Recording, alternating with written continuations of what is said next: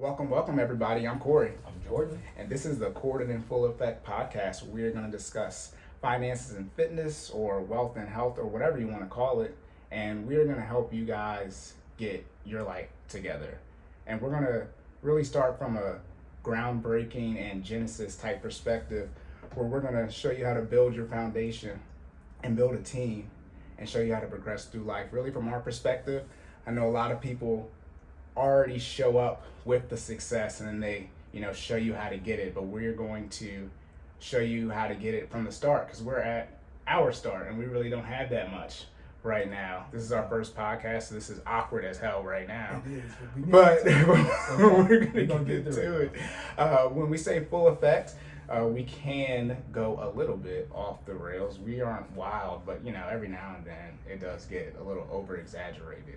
So there is going to be some entertainment on here, but from a finance and fitness standpoint, we are going to try to provide you guys with some very valuable information. And I would think that it's a good time for us to really give in a background of how we got here. Jordan and I met, shout out to Bowie State, Bulldog Nation. Class of 2015 spring cohort, comp sci, shout out to squad. But we met Dr. El Saeed, 214. That class was wild. But we met in college, and then we're fortunate enough, as we said, squad, we have a great group of friends. When you go to college, you're supposed to build your critical thinking skills, build a network, and also improve your time management. And we were fortunate enough to build that network, and we just been rocking heavy, just going heavy ever since then. And then fast forward to about 2018, when we graduated college, we all had an idea of how much money we wanted to make and where we wanted to be in life. But 2018, 2017, I was at work and YouTube brought me across Dave Ramsey and his algorithm.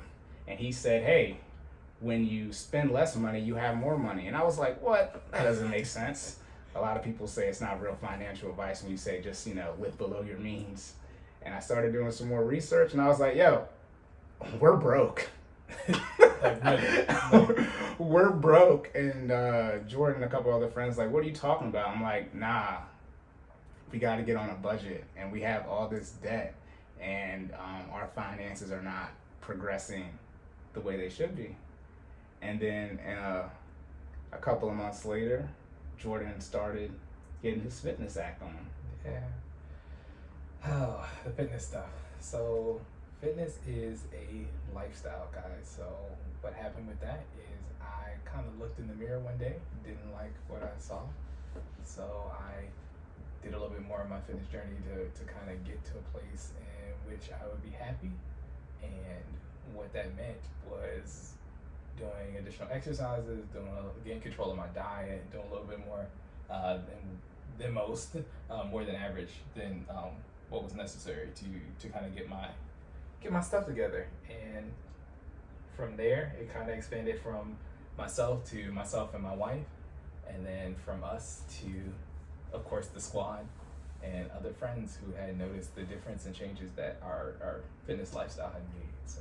And then they were like, let's make some money off of this. Yes. And now they have a small business that is just on its way to thriving. It's not thriving yet, but we're working to that point. Getting some roots. Yeah. FinallyFit 06. Yes. Out here getting that work in. Check them out. You're on Instagram? We're on Instagram. We're on Facebook. LinkedIn. LinkedIn. Are you on Twitter as well? Not on Twitter. Are you on Twitter too? Twitter's a cesspool though, so you have to. Yeah, you gotta be careful on Twitter. It's a little wild on there, but no, we from a financial perspective, when I was bringing to the group, hey, our finances are kind of out of whack. The first thing I brought up and started with was the budget. I like to say in finances, a lot of people out here, and this could just be from a social media standpoint, but people will gear you to saying, hey, your credit's trash, get your credit repaired, now your credit's repaired, now go to go to the bank, get a loan, and get some real estate. And that is not how it works. As I say, you gotta earn your gym badges, or you gotta shout out to Pokemon, or you gotta get your insignia. I got a lot of different things I could say from a comparison standpoint. But at first, a lot of you just need to get started with a budget. and that is writing down your income, then subtracting your outgo. And then for me, that's important because once you subtract your outgo from your income, you have a certain amount of money left over, and that leftover amount is what you're going to use to either increase your assets and or decrease your liabilities. And the great thing about that is there are only assets and liabilities. So for those of you who are struggling financially and you're saying, hey, how do I get ahead?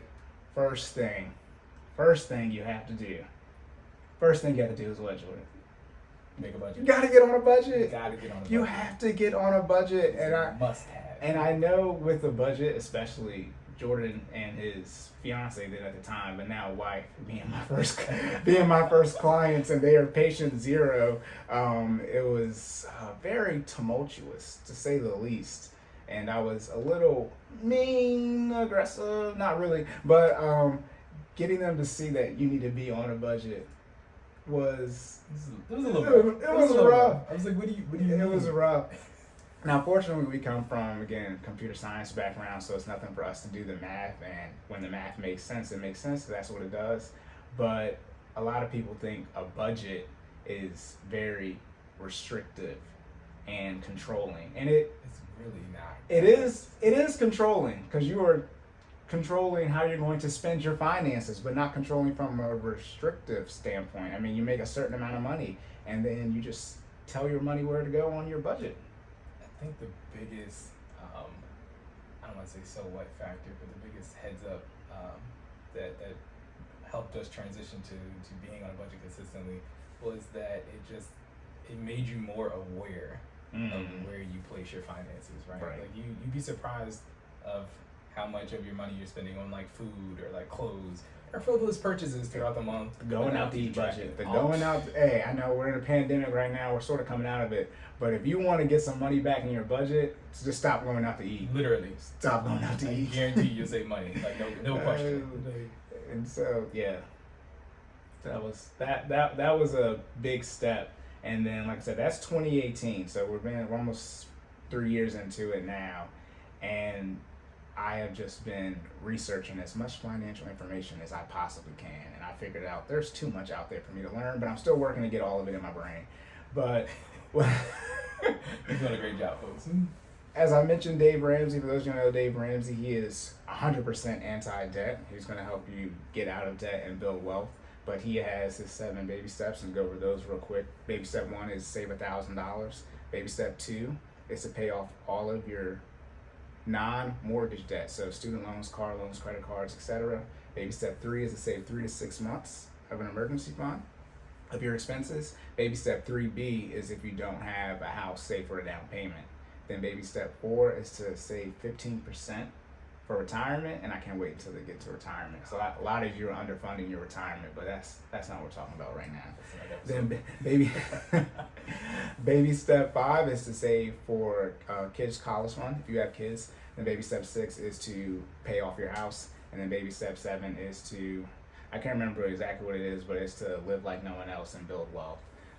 The first 3 baby steps, you do them independently. So you save $1,000, you focus on that, that's all you do. Then you move to step 2, and you just focus on paying off all your debt. Then you move to step 3, and you save your emergency fund / a down payment if you need to buy a house. Then steps 4, 5, and 6, you do those at the same time. So you're putting 15% away to retirement. By the way, that 15% from Dave's standpoint, and I recommend this as well, is pre-tax. So if you make $100,000, 15% will be $15,000. That excludes your employer match. So it's 15% of what you make, and then obviously your employer match, if you get that, is just whipped cream.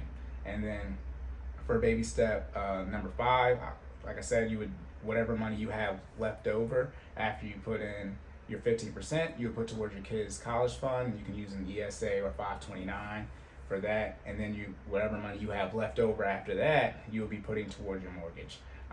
Dave is scorched earth, so now we're getting back into the budget. But when you're looking at your budget and you do your income minus outgo equals leftover, that leftover amount, you can either increase your assets or decrease your liabilities. When you're decreasing your liabilities, we're talking about getting out of debt, and getting out of debt is a very strenuous, worthwhile process. It's also interesting because the conversation behind it is, I wouldn't say confusing or convoluted, but most people know that they're over leveraged and they have too much debt. But then when it comes to making the decision to get out of debt, people aren't willing to make the decisions or, ooh, terrible word, sacrifices Ooh. to get out of debt. And as I've been working on my financial coaching skills, everyone is different as far as the goals that they have when it comes to finances. And someone like me, when I decide to do something, I pretty much do it. So when I got out of debt, I pretty much literally stopped paying for everything. Shout out to my parents that still live at home. But I pretty much cut out everything to get out of debt as quickly as I possibly could. Just from an increasing my income standpoint and a budgeting standpoint, looking at my budget and realizing, what are wants and what are necessities and what can I cut out from a want standpoint, and that's more money for me to put towards my debt. Versus Jordan going into a new marriage, by the way. Yes. At the time. It was just a little different. You have to consider a little bit more of your partner's opinion, for sure, as you're not a single entity making the decision, you are a group. So what that means is bringing that to the table, sitting down, making a group decision, and still making it in your joint best financial effort. Again, this is after marriage, not being a couple, but we can talk about that a little bit more in detail later. But it was a little rough at first, but once we got into it and we kind of got a decision-making process down, it became significantly easier for us to kind of stick with the track, which was our budget, as well as incorporate new changes as our lifestyle adjusted. So yeah, and first, this is always my disclaimer now when working with married couples. Husbands are quick to just make a decision and not consult their wives about it. So I always say, look, wives, if your husband said I said to do something, that's a lie. Because at one point there was a time. You guys need to talk about it and come into an agreement on what you want. But that's really when it comes to prioritizing your goals and really deciding what you want. With Jordan and his wife, they wanted to get a house. She definitely wanted to get a house. Yes. And when I was working with them, I said, hey, how much do you want to put down on a house? X amount of dollars. Okay, you don't even have enough money to do that in your budget. So now a decision has to be made. Are we going to, make a whole bunch of more money, or are we going to pay off our debt to put us in a better position from a cash flow standpoint, and then go down that route? And that's the route y'all chose. So yeah, it was definitely a process. One other little tangent is that having these conversations aren't always, fluid, I guess is what you can say. There may be, some disagreeable conversations that need to be had, but that's the way you reach the most desirable outcome is putting all the options on the table and then making the best choice. Right. So what are some tips and tricks then for working with your spouse on getting your finances together? Besides listening to me. No, I'm joking. What are some tips then? Communication. So communication is definitely key. The first and probably most important thing I would say would be to make sure you are very clear in how you communicate. So communication is 80% the way you communicate and 20% content, right? So that is very clear, especially when you are communicating to your wife, husbands, okay? You need to be very clear in how she perceives information and make sure that it is in a format in which she can perceive it, and not saying that she won't get upset regardless of what it is, but you just need to make sure the information is clear and not in a order or a command type of way, but more in a discussion and an open kind of format. So that'd be the first tip. The second tip I would definitely drop is life happens, right? But try not to change the plan every time you have a conversation. I can definitely, speaking from experience, I know my wife would get extremely irritated when I would come back And we'd have to take a little detour off our original track that we had set in place the last time we had a conversation about finances. But I mean, it happens. Again, just make sure you're very fluid with your communication and do the best you can to present all the options and explain why you have to take the detour that you are taking. That's very key. But those are definitely two rules I would definitely start off with when communicating with your spouse about finances, for sure. Right. And back to the prioritization goals. So when you have a goal, you have to have a timeline associated to it. Sometimes it's not Zig Ziglar, God who said this, but SMART goals. And that stands for specific, S, measurable, M, achievable, relevant, and time-based. And I always say, a goal without a timeline is, I don't know what it is. You have to have a specific timeline of when you're going to achieve a goal so you can measure your progress. And when it comes to working with your partner, as Jordan said, life is going to happen. Like we said, this is a 2018 movement, so that was pre-COVID. Yes. And so things have significantly changed since COVID. So as I mentioned, you want to buy a house. Well, wanting to buy a house in 2018-19 was a lot different than when the pandemic happened. Yes. And now the housing market is the definition of insanity. For sure. People are buying houses without even physically seeing them, let alone getting inspections. And so, as Jordan says, you got two dice, and then life always comes in and rolls something else to knock you off track. And you have to prepare for that. For sure. And so I would think that being able to prioritize your goals, not just when it comes to working with your spouse, but looking at your budget and realizing what you want to do. When it comes to paying off debt, there's a big conversation on whether or not you should be investing at the same time. For me, working with different people, I'm going to back to the budget, always back to the budget. I'm going to look at your budget and say, hey, how fast do you want to get out of debt? And if you say you want to get out of debt in 2 years, if you can do that with your current budget and still invest, then that's the plan you want to have for your life. Go ahead and make that decision and start working towards getting out of debt.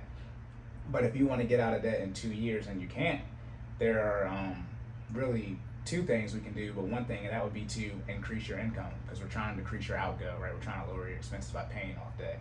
And the quickest way to increase your income is to stop putting money towards your retirement. I know that might sound insane for a lot of you, but if you want to get out of debt as a main priority, that is an option you can choose. But some people, and I would say most people, aren't willing to do that. But, I mean, it's a little extreme, but I mean, it can be done. Speaking from personal experience, my wife and I stopped contributing to our 401k for roughly about 2 years to get out of debt, but that's how dedicated we were to making sure that we finished that step 2 and got it done as quickly as possible. Because once you get over that wall, you start seeing how many options become available to you and what the rest of the plan looks like, and there's so much more outside of paying off that debt that you can see once you get on that side of the fence, right? But the key is to stay consistent and get there. So Yeah, a lot of people don't realize how much of their life and time is being sucked away in their debt payments. And your biggest asset is time, but a lot of you don't make enough money or have the financial stability to realize and recognize that time is your biggest asset. You literally have to trade every minute that you have for money because you're living paycheck to paycheck. And when you can get to a point where time is literally your biggest asset, where you don't have to make how much money you're making to pay for debt and sustain your lifestyle, then you start looking at life differently. And like Jordan said, you have different options. It's all about options. And when you have more options, you can start a business on the side, and then you can work on your fitness. You can, and get in shape. And fitness is huge. So to get into how they all kind of commingle together, right? You have to be in shape to live your best life. Let's just put it that way, right? To be able to do the things that you want to do. You can't do them if you're not healthy, right? One of the things that really kind of put me onto fitness is you either have to put in the work on the front end or you will be putting in the time on the back end, right? Mm-hmm. What that means is you either put in the time and the dedication to take care of your body while you can, or you'll end up paying for it on the back end once these problems have already occurred and the damage has been done to your body, and you're either going to pay for it in time at the hospital or in medications that you have to take or doctor's appointments. And I determined that I don't want to be one of those people who are constantly, dealing with problems outside of their control, when you can do what is necessary on the front end to prevent a lot of those things, right? So that's how fitness became a huge key in my life, is just trying to take care of my body. I want it to last. I want to live a long time, right? Right. To do that, you got to stay in shape, man. Like, let's call it what it is. No, yeah. In the words of Patrice Washington, a lot of you are working to pay for medication you won't even be able to pronounce. The arrogance to think you're going to be able to have and spend the wealth in your later stages of your life when you're not even taking care of your health to actually live and actually be in your 60s, 70s, and 80s, and really all of your money is being spent on medication. That's not the lifestyle you want to live. So Exactly. You got to start working out now, like today. today, so you can be at that healthy standpoint. And back to the budget. The budget is the foundation of being able to recognize where you're at financially. So to get more in depth on the budget, it's not the first of the month, but this is the first podcast. So on the first of the month, we'll always go deep into the budget, because that's when we have our budget meetings with our team. But for the budget, let's say your income, that's easy. Now, some of you don't know how much money you make. Some of you don't know your pay cycle, whether you pay weekly, bi-weekly, semi-monthly. Some of you think, wait, bi-weekly and semi-monthly aren't the same thing. No, because bi-weekly is every other week, so that's 26 times a year. And semi-monthly is twice a month, so that's 24 times a year. Or you get paid monthly, right? So write down how much money is being deposited into your account on a monthly basis, okay? Then you're gonna do your outgo, and now we're getting to the budget. And so for me, I have something called the financial house. A lot of you might have heard of the 4 walls, but to make it a house, I added a roof and a basement to it so I could have something that I'm saying. But so the first thing that you should be paying for is food in your budget. So right now, write down your income, whether it's $3,000, $4,000 a month, whatever that is. And then you're gonna write how much money you spend on food, right? And what type of food are we talking about, Jordan?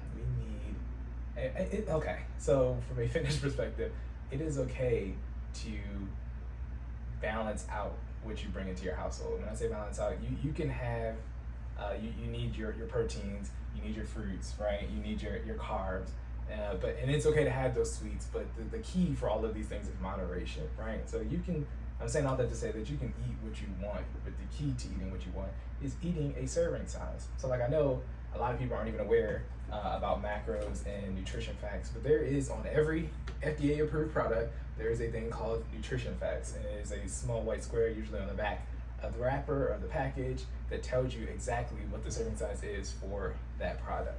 And I think more people should definitely pay attention to that, because most of us, we just grab something, for example, you grab a bag of chips and you just start eating the chips out of the bag, and you make no reference to the nutrition facts to figure out exactly how much a serving size. I guarantee you'll be shocked when you find out how much a serving size is. I know for a bag of Lay's chips, a serving size is actually 12 chips, guys. 12 regular sized chips is a serving size of Lay's. Right. Now, I know most of us eat at least two and a half serving sizes without realizing it. And honestly, if you want to do that, that's okay, but you just have to account for that calorically later on.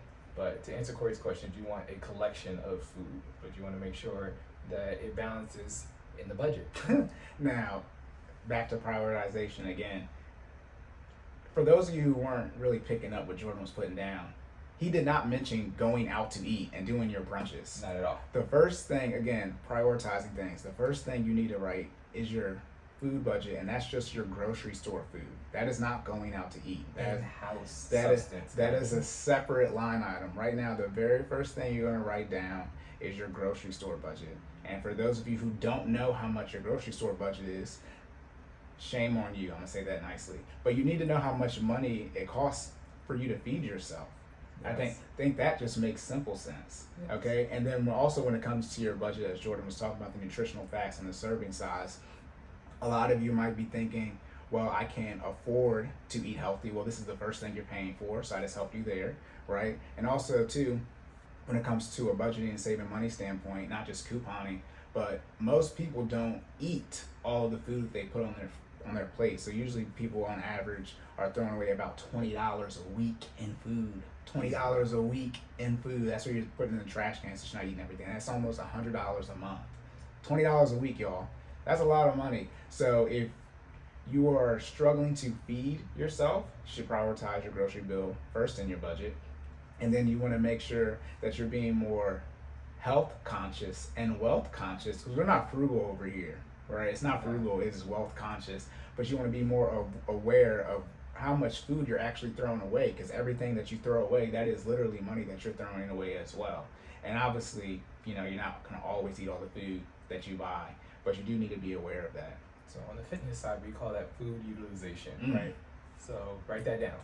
I'm out my depth here. First time I heard that. Food utilization.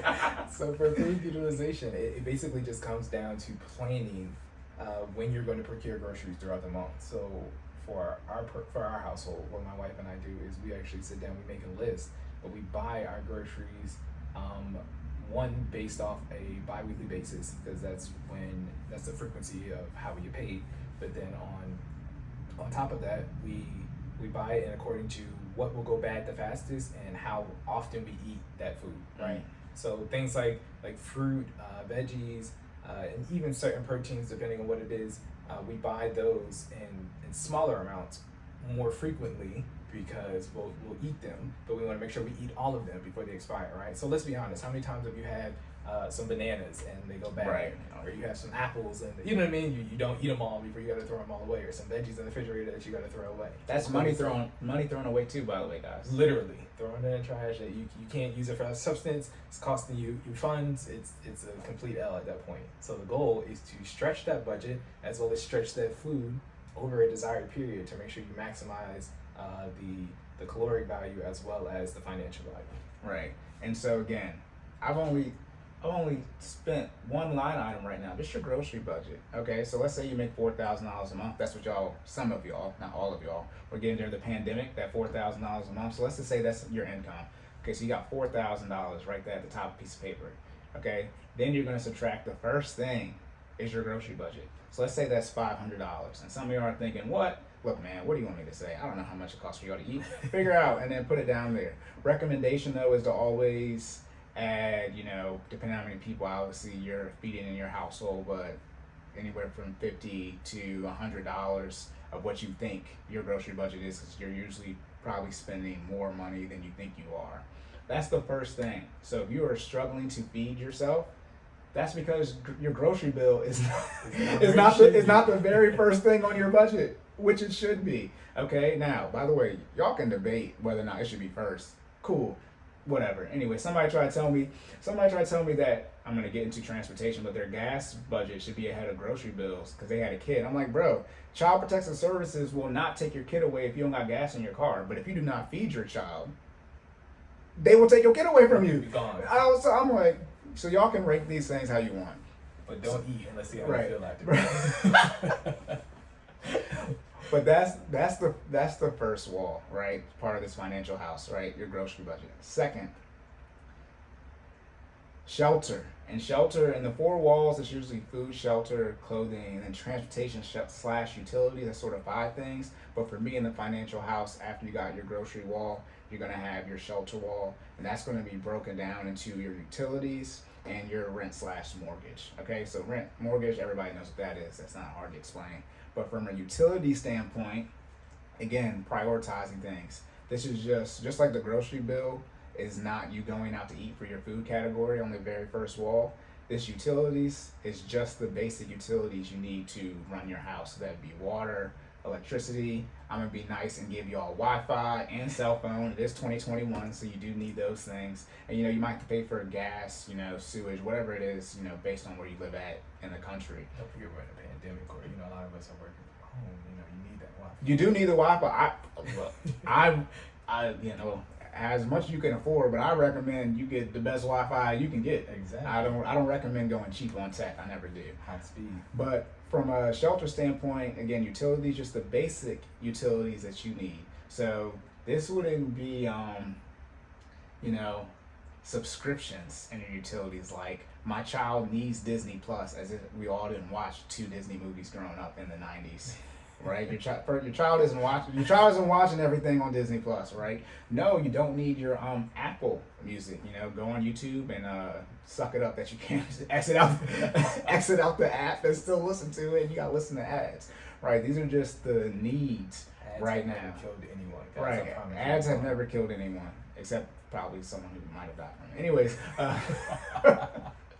So these are just the basic utilities. Again, obviously you're gonna need, HVAC, but that's usually, in between your electricity or your gas, depending on where you're at in the country. And like I said, electricity, your water, and then your Wi-Fi and your cell phone bill. Now, when it comes to the cell phone bill, some of you do not need to have the latest cell phone that comes out, and then you lease your cell phone. Oh, how you get debt on the cell phone? It's such a scam that they're doing that to people. But this is just, we all know we need cell phones. It's a need now in today's society, but this does not mean you get the iPhone 13 that's coming out in a couple of months. This does not mean you jump up from the iPhone 12 to the iPhone 13. This does not mean you enroll into the Apple Care program where you can upgrade your iPhone every year and pay money, which you shouldn't be doing. This does not mean you buy insurance on your cell phone. A lot of you got insurance on your cell phone, but you don't got insurance on your life. I'm gonna get back to the insurance later. Oh, Jesus. One more time for Man, I'm trying to not be disrespectful, but this is the first one. But for those of you who don't have life insurance, but you have insurance on your cell phone, please explain to me why you are doing that. Anyways, oh my God. You don't need insurance on your cell phone. Oh. Okay, that's okay. Buy the screen protector. Get an OtterBox. Get a case. Yeah, get a case. Or be an adult and stop dropping your phone. No, I'm lying because I still do that. But and for those who feel like they need the newest phone, explain to me. A lot of you guys can't even explain to me what the hardware differences are. No, we're not gonna. You need the new phone, like. We're not gonna get into the camera. We're not getting. It's cheaper to buy a camera. Like buy a camera. No, we don't want to get into the tech where you guys don't even use the phone or whatever tech it is to its full capabilities. Gotcha. But yeah, for your cell phone, that's just most plans have unlimited data and texting and calling all wrapped into it. But for those of you who have your cell phone leased and you have that buyout at the end. Don't do that again. One, it's not enough money. Talking about $1,000. So let me not do that right now. But let me not do that right now. Okay, but that's it for your shelter. So again, you got your income. Let's say that's $4,000, right?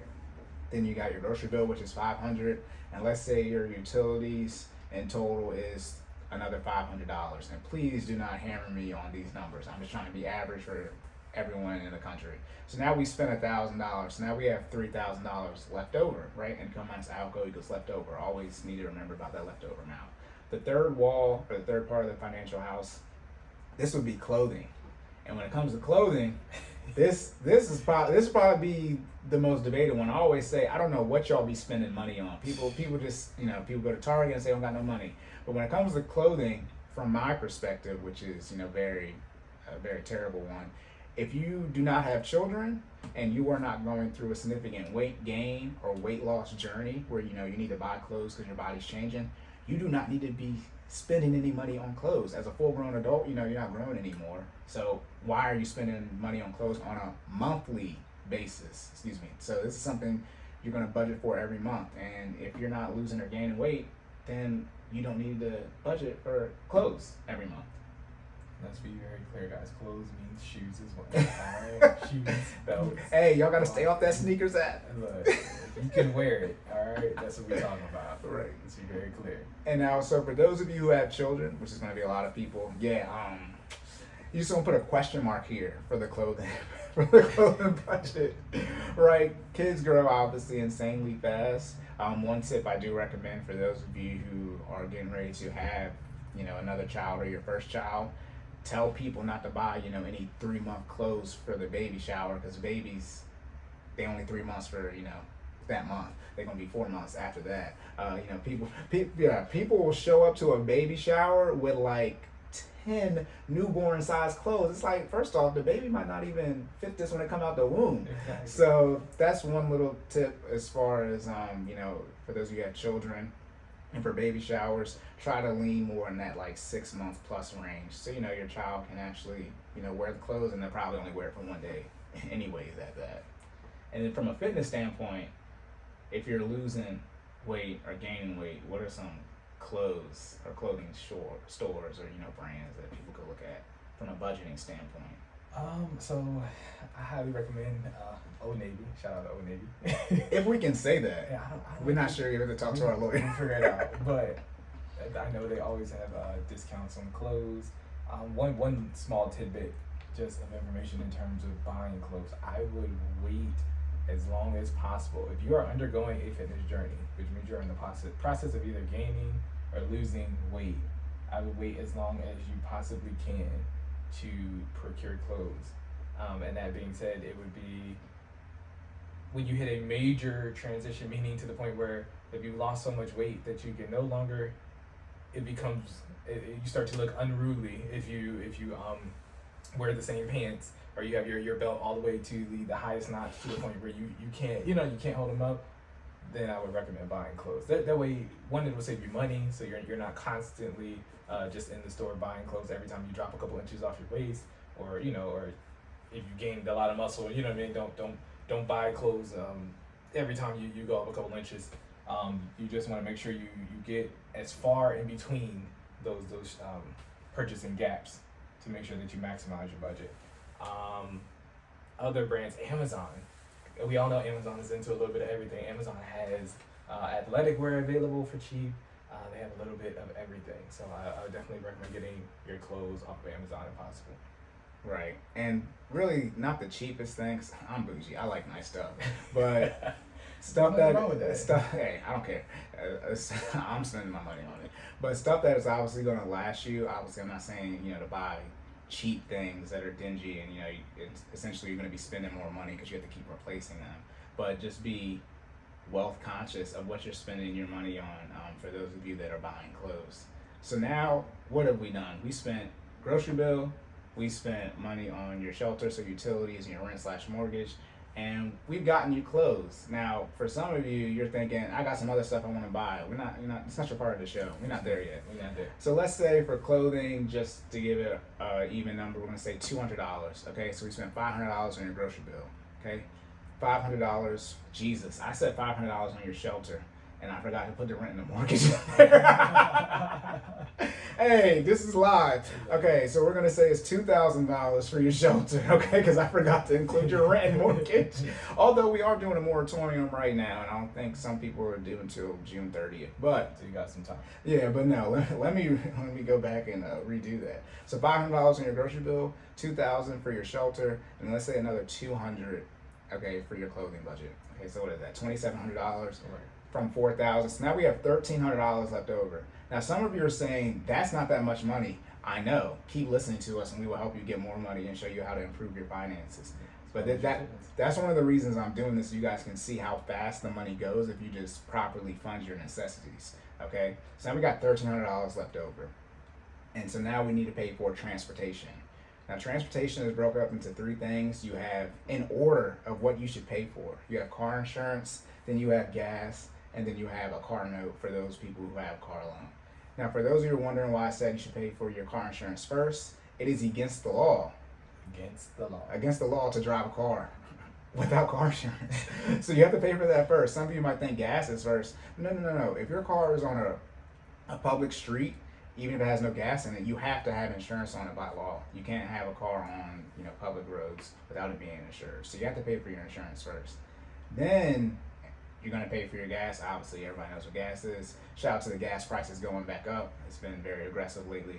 And then for those of you, hey, it was, going to the gas. It's the first time I ever went to the gas station, and it was like up 50 cents between, the last time, thanks to COVID, not getting gas often. But, it was like $2.20, and I go back, it's like $2.80. And it's like, well, this isn't fair. I usually don't like making these kind of decisions at the pump, but I was actually considering putting half a tank. I was like, all right. Yeah. Right. You have to get gas. And I saw somebody, I think it was a tweet, they said, why do y'all be worrying about the gas price? It's not like I'm about to not get gas. But when, it's like, it's not like you're going to not get gas, but, it's kind of contemplating that decision, And I buy regular now. I used to buy premium. But, I was like, this is, as they say, this is ghetto. Yeah. It was too much. But no. So you're going to pay for your insurance first, then your gas, and then your car note for those of you who have a car loan. Now, back to paying off debt. There's a lot of discussions on debt, good debt versus bad debt. For me, I just say you shouldn't have debt on a depreciating asset, which would be a car. Yes. 99% chance for it to depreciate. So for those of you who are pro car loans, please explain to me why you need to have a loan on a depreciating asset. For those of you who do have car debt, I recommend, out of all the things, well, there's a lot of things to pay off, but a lot of you want to decrease your car insurance and complain about how your car insurance is.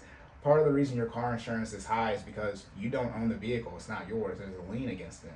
Yes. And since there's a lien against it and you have a loan out on it, you're required to have certain insurance, and it's not flexible. And once you do pay off your car, you can essentially change your insurance and make it whatever you want. You can increase your deductible for collision and comprehensive.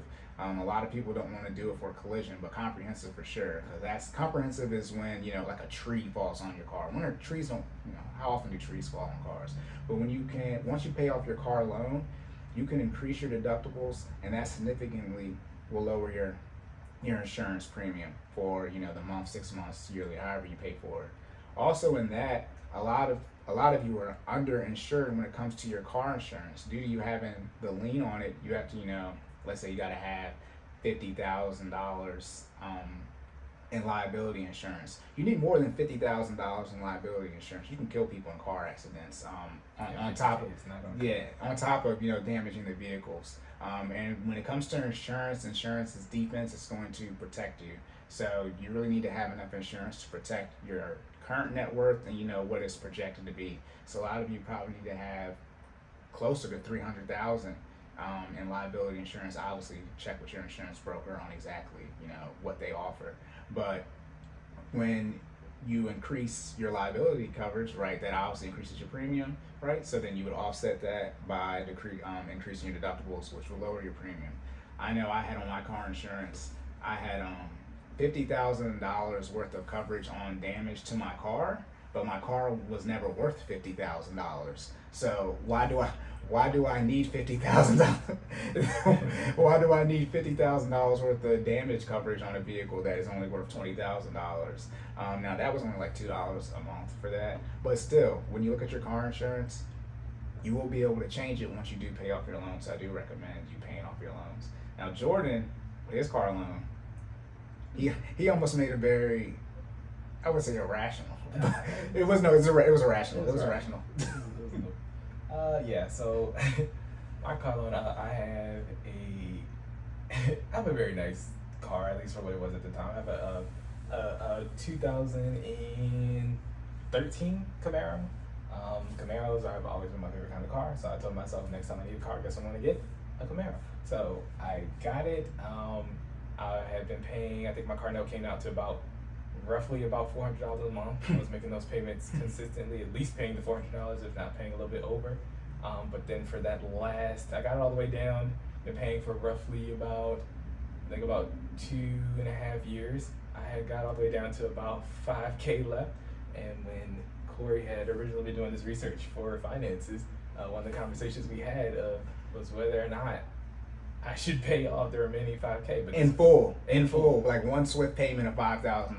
Now, when you were talking about making this decision, were you sober, or were you drunk and you pulled up Navy Fed and said, "Yo, Cory, should I just spend $5,000?" I might have been a little inebriated at the time, but that's the type of decisions we make over here, y'all. We do. But you know, he stopped me at the time. So I'm not gonna be liable for that. Nah, your wife's not talking to me, talking about where our money goes. But let's be very clear. We ended up making that decision a little bit later, in a better state of mind, of course. And then it'd be a more logical choice to just go ahead and pay the car off. And I have no regrets. One thing that you'll notice, and I'll give it back to Cory to talk about it in more detail, but once you pay off that car loan, you have that money back in the budget to be able to reallocate it, and it's amazing. You'll be surprised on what you can do with that money once it's back in your pie, right? And you can redistribute it how it needs to be redistributed. You can pay off another debt faster. You can start investing it, as Cory was saying. You can put it in the savings. There's so many, again, options that you have, but you have to get on that side of the fence to be able to see what's out there, right? Right. So pay that car off. Now, don't keep it around unless you need to.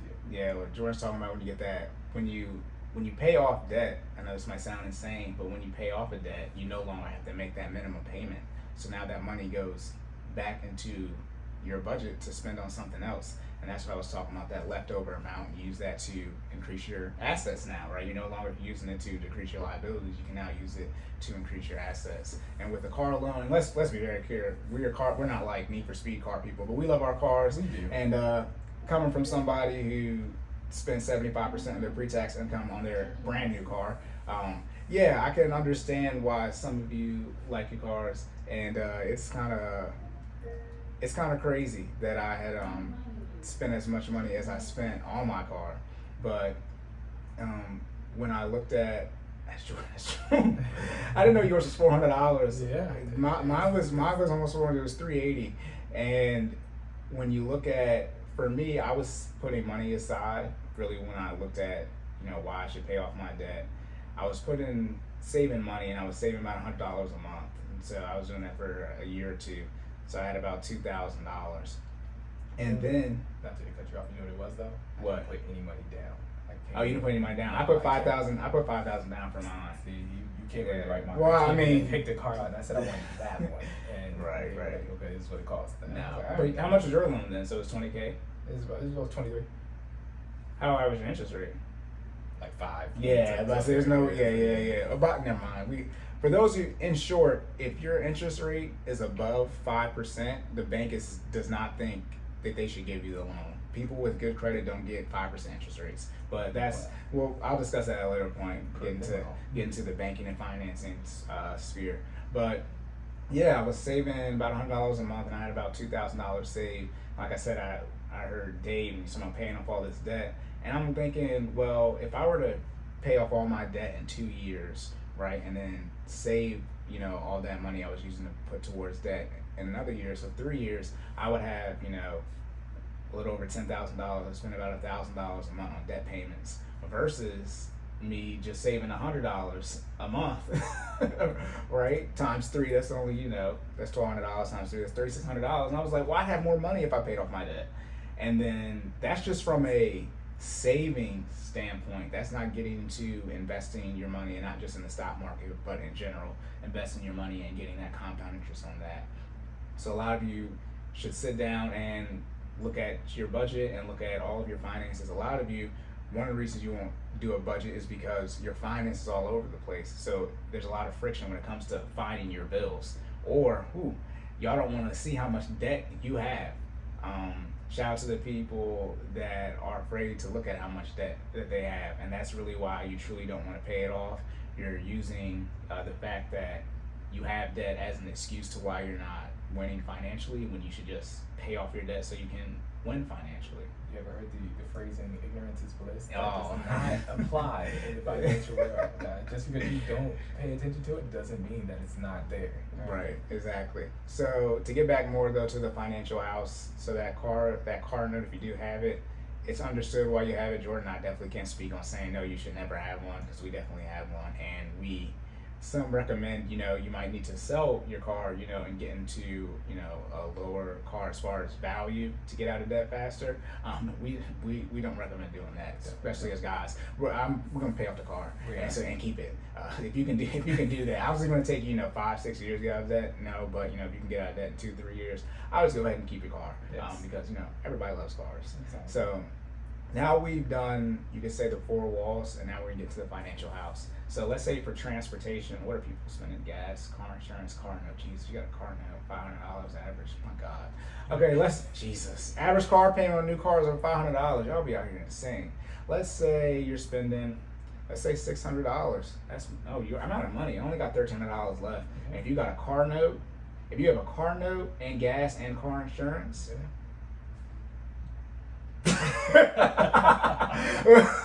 All right, I have $1,300 left in this budget, okay? And if I do a car note, car insurance, and gas, how much is that? Let's do $30 a week for gas. That's cheap. So that's $120. $120. Let's do insurance $100. That's $220. Car payment $300. Okay, that's okay. $500. We're doing $500. Okay, let's make it up. All right, we got. So I was like, damn, a lot of you are gonna be screwed. Right. And, hey, and no, a lot of you are screwed. You're living paycheck to paycheck. So this is a great, litmus test of literally what a lot of you are experiencing. That's why I do it this way. So we're spending $500 on transportation. It's okay if the math adds up and shows Right, you that it you shows can't you that. afford your current situation. Right. That's the point. Yeah, that's the point. But now that I'm doing this live, like one take, I'm like, Jesus. Okay, no, serious note this. So we got $500 on transportation. So we have $500 on your grocery bill. We have $2,000 on shelter. We have $200 on clothes, and we have $500 again for your transportation. That's $1,000, $3,000. That's $3,200. So now we have $800 left over. That's pretty good because the four walls is just that: shelter, clothing, transportation, and food. And now we're gonna get into the financial house, and now we're gonna pay for the fifth thing, which would be your roof. A roof. Is it roof? Roof. Is it no? Roof is a dog. Roof. Is it roof? Roof. But it's roof. Let's go with Roof. All right, so we're gonna pay for your roof. See, I'm like roughing though with the roof. All right. Anyways, let's not get sidetracked. So. I'm So- thinking about it though. $800. That's pretty good. Yeah, that's pretty good. First Yeah, thing, yeah. I'm thinking. Do you remember Well- the large red column on my budget? Well, no. We're not gonna. We can. No. Sidetrack. They're gonna get upset if I were to say I'm. Never mind. Okay. Jordan was spending a significant amount of money on just what is stuff. Yes. But so now we're gonna get into the roof. And oh, by the way, this is not the actual roof. This is the fifth thing. This is the roof of your financial house. This is what I call insurance for the fifth thing. So most of you are paying for, medical, dental, and vision out of your paycheck from your 9 to 5. So you wouldn't put that here, right? Because you're already paying for it before you get to this $4,000. But as I said, life insurance. I'm not going to get into whole life versus term life, but they're both better than no life insurance. You need to get some life insurance. I mentioned the rent/mortgage as far as your shelter. Obviously, for those of you who have a mortgage, again, you're going to have insurance on that. And no, I'm not talking about MPI, mortgage premium insurance, or PMI, private mortgage insurance, which you have to get for your loan. I'm talking about, actual homeowners insurance. But for some of you, really a lot of you, you are a renter and you do not have renter's insurance. I would recommend, don't pause it, keep listening to us. But after this, go and get you some renter's insurance. It's about $15 a month. You can usually bundle it with, whoever your car insurance person is. But you need to have renter's insurance because you, as a tenant, need to have your property insured. You might think, the building or the apartment that you live in is insured, which it is by the owner. But to insure something, you have to have an insurable interest in it. And your landlord cannot insure your property because it's not theirs. And a lot of you have credit card debt on a lot of these luxury brands inside your apartment. And if you have it on credit card debt, at least get it insured. So if it go up in flames, not to your own doing, but you can get your money back. And everyone who's in an apartment, for the most part, a lot of your landlords will make it mandatory for your lease. So you will have to get renter's insurance if you don't already have it to stay in their building. Like Cory said, the landlord cannot insure your property, so you have to do so. But in order, they can make it mandatory for you to get that insurance to live on their property. Right. But for those of you who don't, obviously for those of you who are forced to, you already have it. Right. But there are a lot of people who do not have renter's insurance, and you need to go and get renter's insurance immediately. Okay. The next type of insurance after life insurance, renter's insurance, it is 2021 tech age, so you might want to look into some identity theft protection insurance, and then that's really it to get started, right? The main thing is truly life insurance and then renter's insurance if you don't have it from the insurance standpoint for your house. Okay, now the sixth thing we're going to get into is, this isn't really something you budget for every month, but it's something you need, and this is why I just made up the financial house. Sixth thing is an emergency fund. Oh my goodness, the emergency fund. The emergency fund is something that everyone knows they should have, but no one has it. Most people don't even have $1,000. The emergency fund is just an interesting situation. People know they should have money, cash on hand, but they don't. It's a must-have, guys. You need an emergency. You need an emergency fund. Now, as I talked about Dave Ramsey and his baby steps, if you guys recall, the emergency fund is step 3, and you do that independently. So you would only have $1,000 emergency fund, which for a lot of you is the most money you've ever had. So it's, if you've never had $1,000 before, it's okay to only have $1,000 saved up, because it's the most money you've ever had. You've never been in that situation where you had $1,000. But from an emergency fund standpoint, I go a lot more in depth into it. Not only do you want to have an emergency fund at 3 to 6 months of expenses, I lean more on the 6 months / 12 months / 24 month side. As much cash on hand as you can save, right? And it's never in a bad situation to say you don't have cash, or you do have cash. But not only do you want to have an emergency fund on hand, you also want to be in a situation where you're in a high cash position, and that means you have an emergency fund and you have cash flow on a monthly basis. So that means you have, hopefully around 25% of your income that is discretionary income. So if you make $4,000 a month, right, in this case, you would still have $1,000 here that you could, spend. Because a lot of people, they use their emergency fund when they should really be in a situation where they can cash flow something out of their budget. And that's when, going back into prioritizing things, a lot of people, quote unquote, deem something an emergency fund issue, and it's not actually an emergency. That would be something like getting new tires. It's not, you need to get new tires, right? So it's not an emergency. Even bigger purchases, getting a new roof on your house, not an emergency. Your house is going to need a new roof. HVAC system, I can promise you, if you live in a house long enough, your heat and your air, not one, but both of them will go out. You should have that money on hand.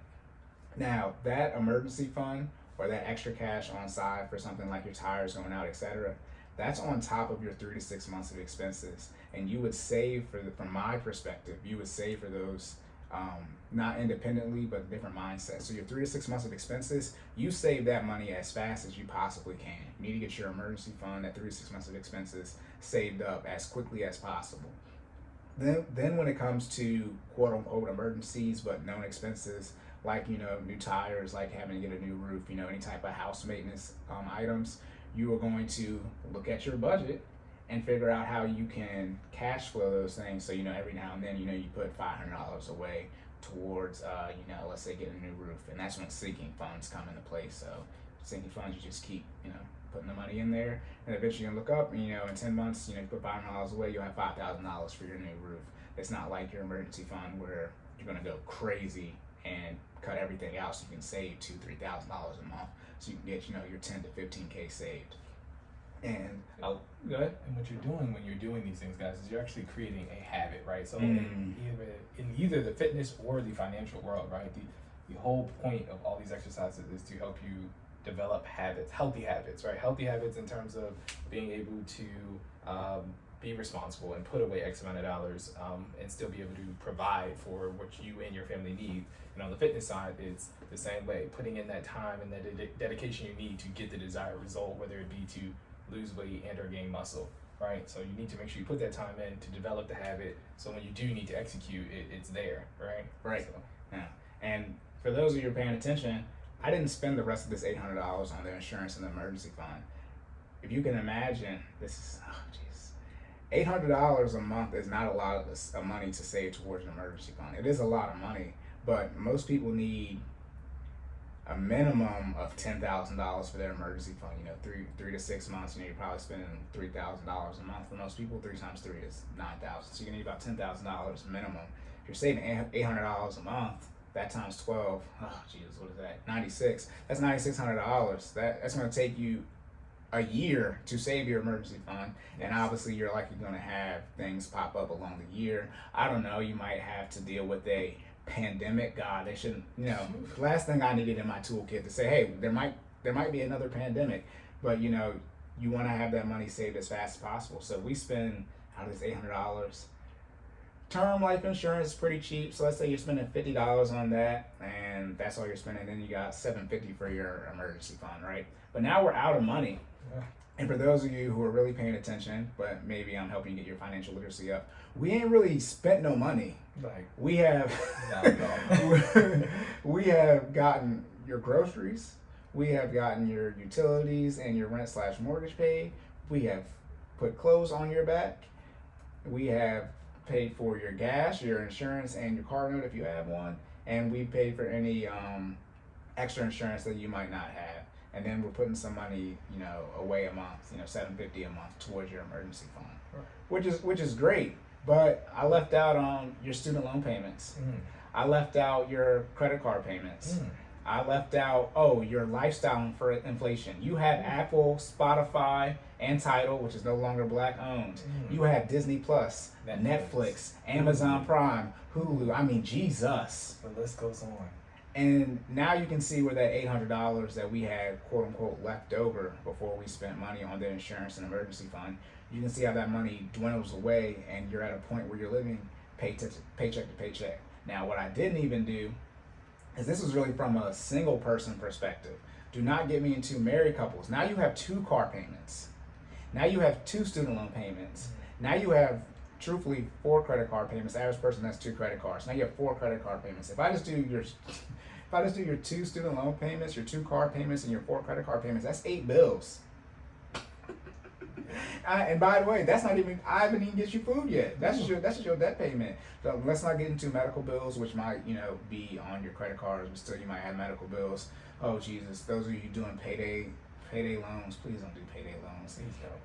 Those of you who might owe back taxes, oh God, please don't owe the IRS. Please don't owe the IRS. Let's be very clear. I mean, this could be a whole nother segment. Oh, it is. That's the IRS is the top of the list of people you do not want to owe money to. Yes. Guess what?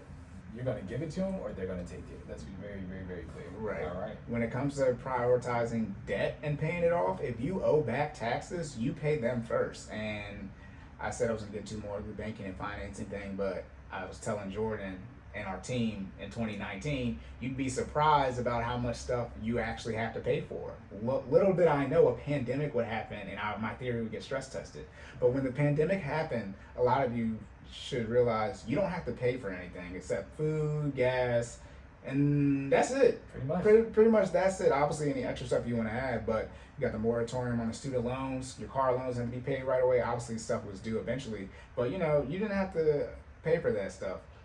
So when it comes to taxes and owing taxes, you have to get that out the way, because when it comes down to it, you may need to, for those of you who are struggling financially, you might be on the verge of bankruptcy. You have to pay your taxes, because if you owe the IRS money, they will garnish your wages. They will put a free, I've seen it being a teller, they will put a freeze on your bank account. Whenever you pull up an account and it's like, IRS has frozen this account, it's like, IRS don't even work here. How did the IRS freeze your account? Now, obviously they send some information probably over. Right. But the IRS has a lot of penalties. This is 2019 filing year, but 2020 year. I forgot to put my interest, your interest you get from your bank account. If it's over $10, you have to file on your taxes. I had $15.06 in interest, and I forgot to put it on there. The IRS sent me a penalty for $43 for forgetting to put $15 in interest. So that's 3 times. Now mind you, not only did they send me a bill for $43.46, that also included interest on me owing them money. But how am I owe y'all interest? And y'all just told me about it. Now I give y'all the money. I'll say, what do y'all want? Give it to you right away. I didn't know. So they charge hefty fees, and they have a lot of power. I called the IRS Raphael. I got the Teenage Mutant Ninja Turtles of the American government finance, which is the Treasury, which is Leonardo. Then you got Federal Reserve, which is Donatello. Then you got the IRS, which is Raphael. And then you got the SEC, no, not the Southeastern Conference for football and basketball and college sports, but the Security Exchange Commission, which controls the stock market. That's Michelangelo. The Teenage Mutant Turtles, they're rough, and the IRS is definitely Raphael, because if you've seen the most recent Ninja Turtle movies, he straight up told Leonardo, I don't care if you're older than me, I'll whoop your ass. And and that's sort of how the IRS works. For those of you who don't know, the IRS is a subpart of the United States Treasury, but they be out here gangbanging like Raphael. They be out here like Raphael, like they in charge. Stick it up. Right. And then the SEC, I call that Michelangelo, because for those of you who've seen Wolf of Wall Street, when the SEC shows up, it is something wild going on. Sort of like, I don't know, when the GameStop situation happened with Reddit. And now the thing is, whenever the SEC gets involved, they also bring in the IRS because you got long-term and short-term capital gains taxes. And whenever the SEC and the IRS show up, that's an issue and a half. It's an issue and a half. And then I got Leonardo and Donatello, or the Treasury and the Fed Reserve. They're like there, but they really only show up. Donatello, Leonardo, they like solve the problems like when it comes down to it. So like COVID, getting these checks. That's what the Treasury did. Leonardo, he's gonna handle it when he needs to handle it. Right. But he's not like that. But I can go more in depth on that later. But that's why you don't want to owe the IRS, because they have a lot of power and they also charge a lot of fees. And then when we go back into this budget, again, people living paycheck to paycheck, we have $800 left over after paying for your necessities. But when you add in your other debt payments, and when you add in your lifestyle inflation, you're going to be out of money. I say a lot of people make $50,000 a year, and let's just say you didn't have to spend that $50K. You didn't have to pay any taxes. Like, you literally have $50,000 to spend, and then on top of that, you had $20,000 in credit that you could spend. So you got $70,000. Yeah. A lot of you out here spending $100,000 though. You 30K over your budget if we went to La La Land and had everything be all princesses and peaches and unicorns. If you could just spend your money how you want to, you're spending more money than you make. And that's why when people say it's not real financial advice to say live below your means, it's like, well, tell me why you get to live above your means. Even if you quote unquote are struggling to make money, it's like, at what point in time do you recognize that you spend less money than you make, regardless of how much money you make? Because if you don't, even if you make $100,000, $200,000, if you spend it $250 and you make $150, still spending it a whole time. Yeah, and the one good thing, if you don't make a lot of money, you usually can't get into a lot of debt from a whole number standpoint. But if you're in a situation where you're making over six figures, you can get into a significant hole quickly, and it's going to be, you can look up and you can have six figures in debt, excluding your student loans. But when you add in your mortgage and student loans, a lot of people already have got $500,000 in debt. Sheesh. Now, obviously, it's including your mortgage, but like, when are you going to pay that off? That's my question. When are you gonna pay off? Right.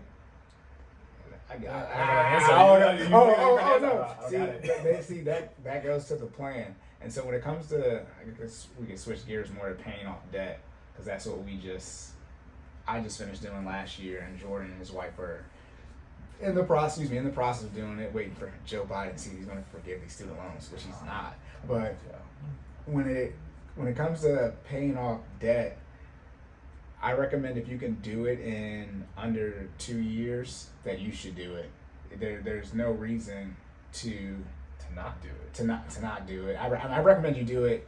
I mean, I'm highly aggressive in my financial decisions, so I will say, if you work with me and reach out to me, I will cut everything out your budget that isn't a necessity and isn't something that you owe a debt payment on. And yes, your kids will be watching Lion King on VHS. They won't be watching it on Disney Plus. You ever bring out a bathcloth or a towel? That's what Cory does the budget. In a good way, though. In a good way. He will get you to the goal. No. See, Jordan's speaking from like a PTSD standpoint. As I said, he and his wife were my first clients. They're patient zero. But as I've been working with the rest of our team and other people, I'm gonna say nicer. I'm more understanding that everyone doesn't have the same mindset and mentality that I do. But like I said earlier, what I will do is I will hold you accountable, and I will make you define your goals. So I will make you say, well, how much money do you have, right? Do a budget. Like, what can you and can't you afford? How much money do you want to have in retirement? How much money do you want to invest? Things of that nature. And then I say, okay, show me that you can do it. And then, I'll work with you on that path to optimize it, as best as we can. But when it comes to paying off debt, you can put yourself in a position, if you can do it in under 2 years. When I mentioned time being your biggest asset, just like with the federal student loans, that 10-year forgiveness program. For those of you who are 5-6 years in it, right, I understand. But for those of you who are not any years in it, so you're recently, a college graduate, or, do the forbearance through the COVID relief, I don't understand why you wouldn't grind and sacrifice for 2 years to get the 8 years back that you would have to pay these student loans, and have a 99% chance of not getting them forgiven in the first place. but a lot of you are choosing to trade off time and lifestyle really so you can have debt in your life instead of just grinding for a couple of years and then all the debt's gone. You got more options. It's definitely not worth it, guys. Time is an irreplaceable resource. Okay, let's be very clear. You can make more money. Okay, you can have more things. You know what I mean? You can have pretty much more of all these other resources. Time, you have a finite amount of time, and when it's gone, it's gone. Okay, so it is in your best interest to do what is necessary to pay off your debt as fast as you can, so you can maximize the time that you have left. Right, and for some of you that might require working more, and that might be an issue because you are not fit enough to work more. You don't have that energy to not say work quote unquote 12 hours, but just be as productive as you possibly can. And so you might need to get maybe not get your weight up. You might need to lose weight, but you need to get your health up. And just to touch on that what Cory was saying before, with fitness, it's the same way in terms of defining your goals, right? I will let you define your goals and then how much time you have to put towards those goals, and then we will make a plan to do what is necessary to get you to that goal in an X amount of time, right? And that's what's necessary to ensure that you stay at a sustainable place to be able to reach that goal. Remember, we were talking about healthy habits, right? The biggest thing people don't understand about fitness is it is a lifestyle, right? So a lot of people, what they do is they pay for these trainers and then they go to these classes, and let's say you go for X amount of months and you lose all this weight, but you just did whatever the trainer told you to do, and you didn't pay attention, and you didn't develop a healthy lifestyle habit. Well, as soon as you stop going to that trainer, guess what happens? You go back to what you knew before, what you've been doing in life before, which wasn't working, which is what led you to the trainer in the first place, and you gain all the weight back, and you don't have the know-how nor the habits to be able to maintain, and you end up in the spot where you were in. You are a trainer's dream, basically, in the sense that you keep coming back, and of course, training is a business, right? You make money off of people being able to not you make money off of people not being able to withstand or be able to sustain these health. Do it on their own. It's like, do it on their own. So they can't do one push up on their own. So exactly. They keep coming back. All right, keep coming back. So my goal is the opposite of that, right? I want to impart that wisdom into you, so you have that information moving forward and be able to keep going on. And Jordan used the keyword habits. So when it comes to just same thing with fitness, but finances, it's all about habits. So when it comes, I'm so serious on the budget because I want you to build the habits or the muscle memory so that you can manage your finances. And as Jordan was saying, we don't want you come reach out to us. We don't want you to be dependent on us. We, at the start you might be, but eventually I don't help Jordan with his budget anymore. At least I don't think I do. No, I don't help Jordan. No. I don't help Jordan with his budget more, him and his wife, right? They have learned the skills, and then, as they do their own research and, shape their budget on how they want to do it, we want you guys to be independent. So at first, you might need to build those skills, but you do want to get in a habit standpoint. And that's the one thing with a budget. People don't want to get, not just in a habit of doing a budget, right? Because most people can do a budget. It's talking about the controlling aspect of it. It's actually executing the budget. So say, hey, you're going to spend $500 on groceries this month. So for those of you who don't know, that means you cannot spend $500 and a penny on groceries that month. If you do spend $500 and a penny on groceries, you must subtract that penny from somewhere else in your budget. And that's the one thing too I forgot to go over. Best thing you can do for a budget is to do a zero-based budget. So you're spending everything you're making. So if you make $4,000, you're literally spending $4,000, not spending $367.98. You're spending all your money and you're tracking it. And let's be clear, when Cory says you're spending, you want to make sure that money is tracked. It doesn't necessarily mean that you are exchanging, like you're giving that money away. Spending could mean that $800 that was left is allotted to where it needs to go in your budget. Right. That's what he means by spending it, right? Right. You're going to be intentional.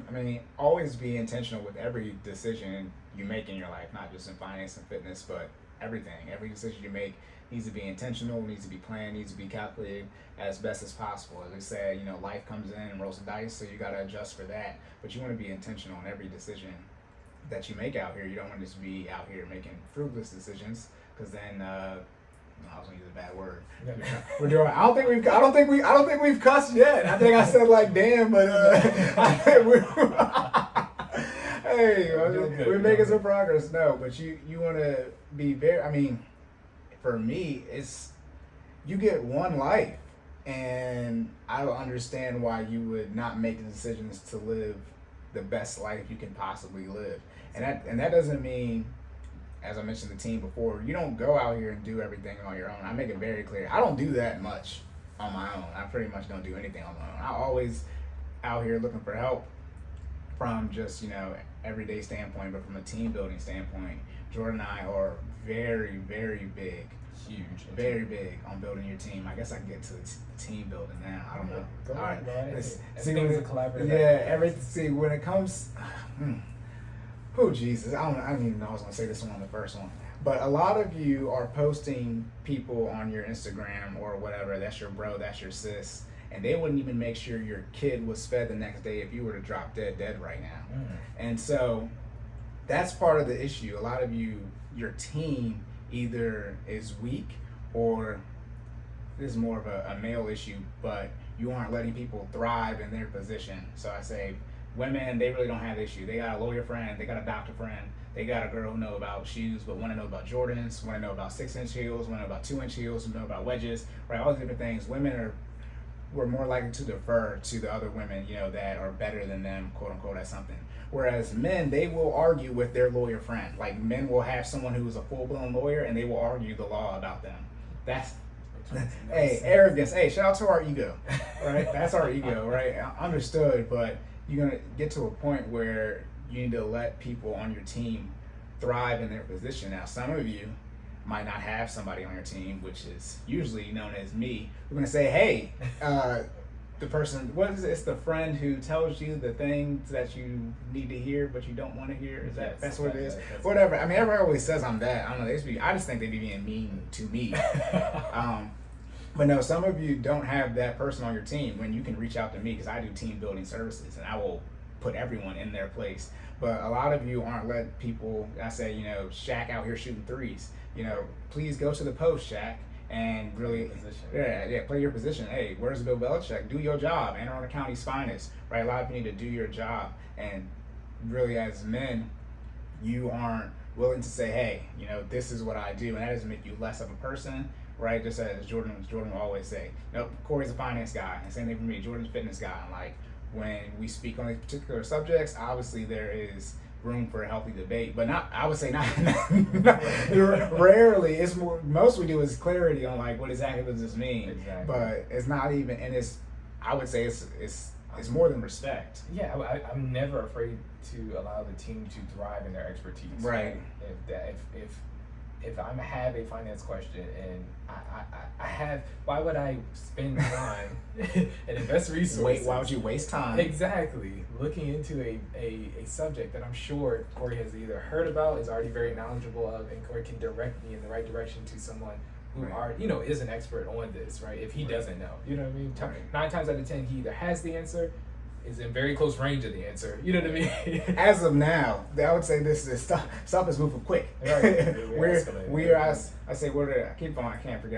remember how to say it. We're in the first level of the final stage of the first stage of the final. What is the first level? Final stage of the first level. But levels and stages are the same thing. We're at the boss fight, right? No, we're not at the boss fight. We're at the first, like, it's like the Mario Donkey Kong game where you gotta climb the ladder. So we're like at the very bottom. Right. I don't know. Anyways, we're at the very beginning of the wealth building process, which is the end game. This is the end game now, in the words of Dr. Strange. Right. We're in the end game now, at the very beginning of the wealth building process. And so just being able to defer when it makes sense, like we're saying about wasting time. There are people who are, we say we're not sounding that we're better. We just put in more time than you have, something that's objective, easy to calculate.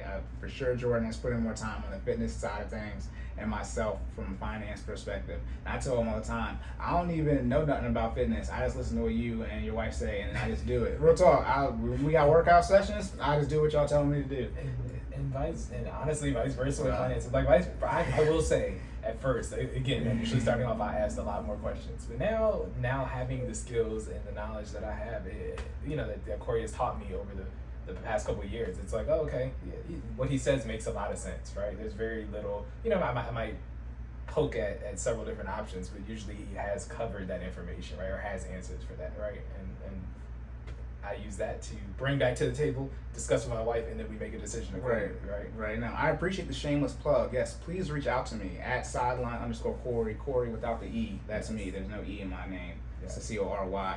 But yeah, on the financial side of things, or really just the team building, there are 9, 10, or a couple of positions that you want to have on your team. These are overarching positions that you want to have on your team. These aren't like fixed things that you want to have, but obviously you want to have someone in the financial sphere, financial advisor, an accountant, something like that. You want to have someone in the legal sphere, and yes, black people, it might be a cop, but preferably a lawyer or a judge. Well, all judges are lawyers. Yes.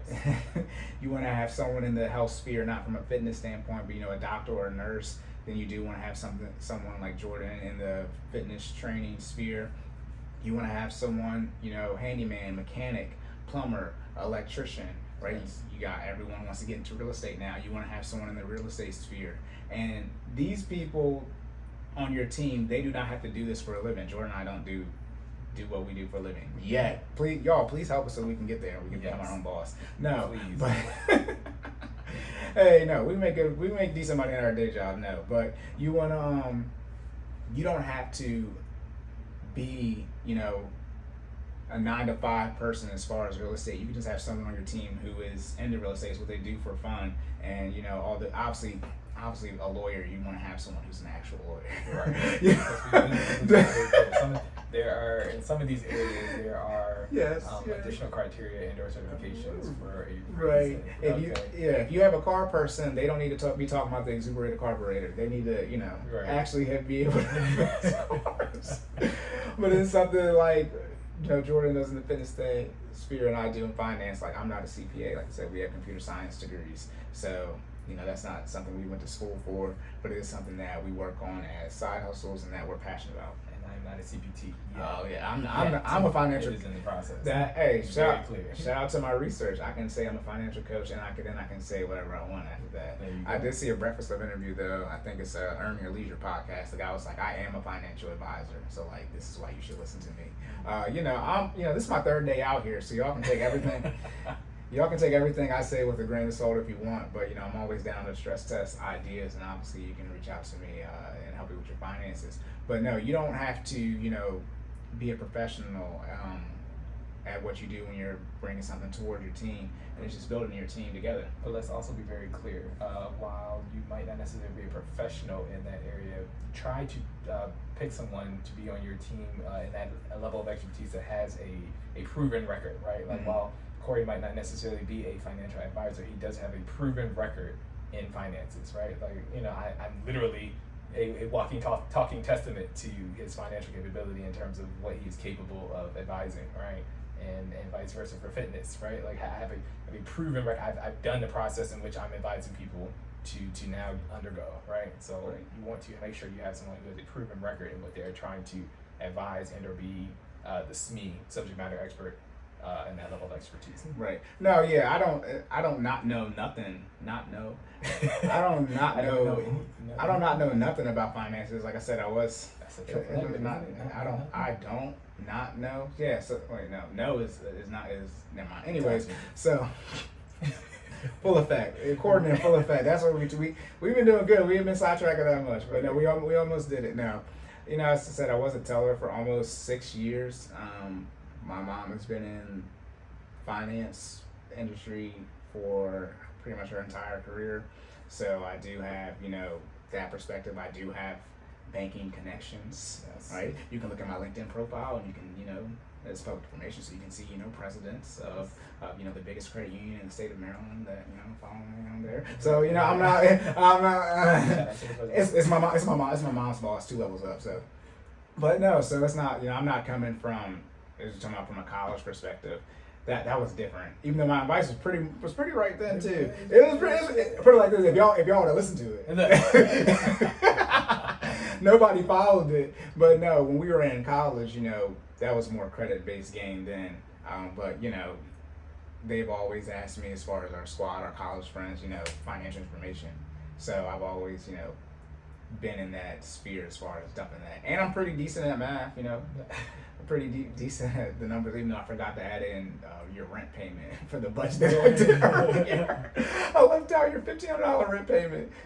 But no, yeah, definitely be someone, or at least know someone that is, I always say, no more than 2 phone calls away from the expert. Anything over 3, you start playing telephone. So if you make a call to someone, then they should only have to make a call, right? If they have to, they got to call someone, let's call someone, it's like your third cousin. Are we really related to your third cousin? You don't want your second cousin, right? That's your first cousin's kid, right? I guess it's for black people. I don't know how other people view their, but your aunt's grandchild, you're related to them. Right. You're related to your aunt's grandchild. Which is your first cousin's kid. Yeah. So, but outside of that, you start, I was at a family reunion one time, and they were, as you can see, I'm not the darkest of all the black people, but there was a guy there, and apparently he was my cousin, and, I don't got that dark. He started talking about being cousins. Right. Shout out to South Carolina. Hey, shout out to North Kakalaki. If they tell me, if you from South Carolina and you think you're related to me, I'm going to just take your word for it. Right. Now, that actually happens, so, my family's from a small town, Rockingham. Shout out to the Rock, Richmond County, and when you go to a wedding, you're supposed to be related to at most 50% of the people. That's if your siblings get married, and then 25% if it's like your first cousin. Right. But my first cousins on my dad's side watched our first cousin on our dad's side marry their first cousin on their mom's side, right? So my uncle and my aunt watched their niece and nephew get married, right? But it's it's just my uncle's blood nephew and then my aunt's blood niece. And when we went to the reception, a guy walked up to me and my brother was like, "Who's your father's name?" We're like, "Michael." He's like, "I'm your cousin." Okay. Right.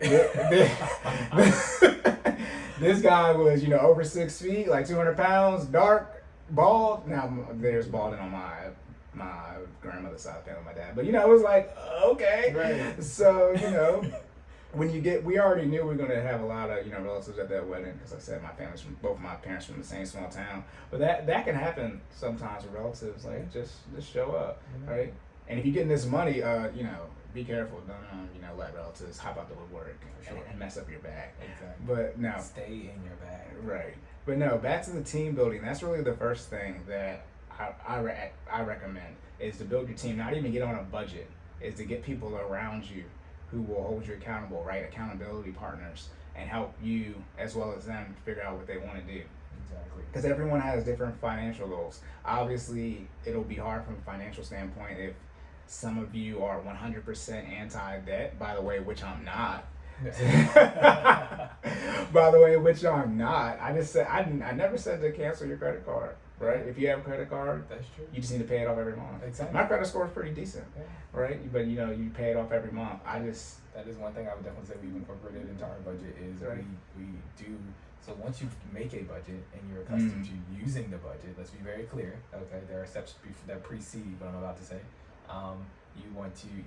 It is possible to then pay things off that are on the budget or on a monthly basis, and then just pay the credit card off every 30 days so you do not incur any extra interest, right? So then technically you're still abiding by the budget and spending the allotted dollars in the budget, but making sure you don't incur any interest. Now, Corey got that face on. He's about to tell me not to tell people to do that. No. But I'm not. It's not to tell you. I just be disrespectful for no reason.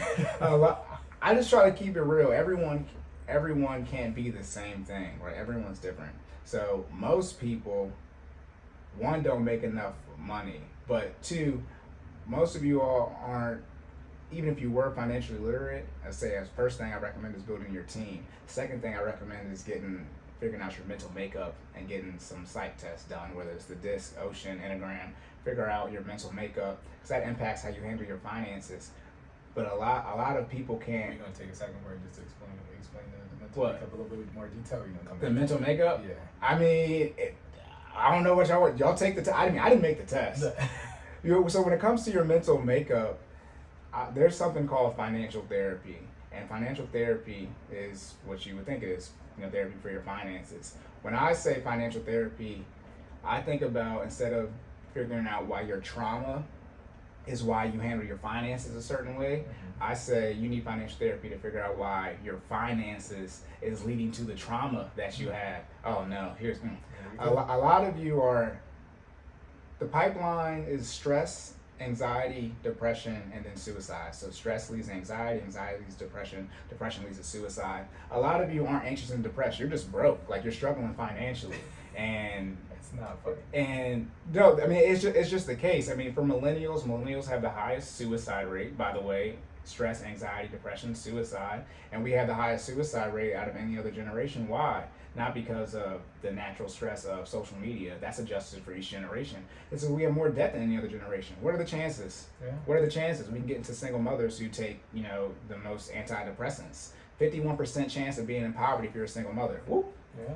So it just leans into that. And so when it comes to your mental makeup, I'm talking about, more from that was more stress, anxiety standpoint, but you can only handle but so much, right? That was financial stress, right? I was talking about you have financial stress if you're a single parent, right? And I can only imagine the stress of not being able to feed your child, right, or clothe your child, right, even if you are getting some type of government subsidy. Right. Just that stress from that, and that stress is going to lead to anxiety and depression. Now, women don't kill themselves as much as men, so you don't have to worry about that. That's sort of sidetracking. But that's sort of the issue. So when it comes to your mental makeup and taking some of these psych tests, you need to figure out what you can mentally handle. We can get into investments. A lot of people, which is rightfully so, want the return of high risk investments, but they don't have the mental makeup to deal with the volatility of being in a high risk investment. A lot of the newer apps like Robinhood, etc., they're more gamified, and that red line will appear if you lost 1 cent, but your brain doesn't recognize it as 1 cent as a loss. It just sees that red line. And back into suicide, I said women don't kill themselves as men. There was a story, I don't know if he was a teenager, but he probably was over 18, but the kid who he thought he had hundreds of thousands of dollars, he was using margin on Robinhood, and he ended up killing himself. And it's like, yeah, because he had, I bet he, a lot of financial stress, yes, thinking he was in debt hundreds of thousands of dollars. And so that's what a lot of people are getting into from a mental makeup standpoint. You need to figure out really how you work psychologically so you can figure out, how that impacts how you spend your money. Yes. Because you might be someone who is, let's say, low in neuroticism, which is in on the ocean test. So that means you're not that sensitive to negative emotion. So that probably means that you can deal with a high risk portfolio, because when the market goes down, right, you're not going to be stressed and sell your retirement at the bottom during March 23rd, 2020. I think that's when the pandemic made the market crash the lowest, right? You never sell at the bottom, but you might be high in neuroticism, right? Opposite in this case, so you're very sensitive to negative emotion, and then you end up selling at the wrong time, right? So you need to figure out what you can truly handle, and then conduct yourselves accordingly, and then truly be okay with that, right? A lot of you want to get into stocks, right? And as far as options, calls, and puts, really, so you can be on, the social media posts. You don't, your FOMO social media posts, but you can't handle the volatility of doing stocks and options, right? Let alone the competency rate that you need to do calls and puts. You really just can't thrive successfully. But it's okay for you to DCA your way to, $1-2 million in retirement for the rest of your life, and that's okay. So the point in understanding that mental makeup, guys, is really just to get an in-depth understanding of how you work and how you react to things, right? So you can then make the best financial and fitness and life decisions that that work towards your specific mental breakdown, right? You don't want to put yourself, as Corey said, under stress that you by definition can't handle. Yeah, you can't handle. You can't handle. That's the thing. Everyone can't handle the same level of stress. I don't even know why people even think that they could. It's so confusing. Everyone was talking about how different everyone is, yet everyone be trying to do the same thing. Yeah. I don't get that one. Hey, I be dumbfounded. Yeah. So I said something like being a professional athlete, right? You got a 1%, less than a 1% chance, right? So if I'm a coach and I got 100 kids, I'm looking at all these parents set one. Your child's not making it to the league. Exactly. So for me, and this is just my anecdotal experience, but finances is the same way. Everyone can't get into real estate, not because you don't quote unquote have the competency or will have the money. It's just that's not what's for you, and you can make money and thrive financially in other ways. Now, what is for you is the budget. Let me be clear. Yes. Let me be clear. There are some things you have to do. You have to do the budget, Yes, right? you do. Right. Even from a business standpoint, you're talking about revenue and expenses. You have to do the budget. But I'm not going to sit here and tell all of you that, hey, all of you should get into doing calls and puts. All of you should get into real estate. Or when it comes to debt, all of you should get into debt. 'Cause that's what we're talking about, the credit score and using credit cards.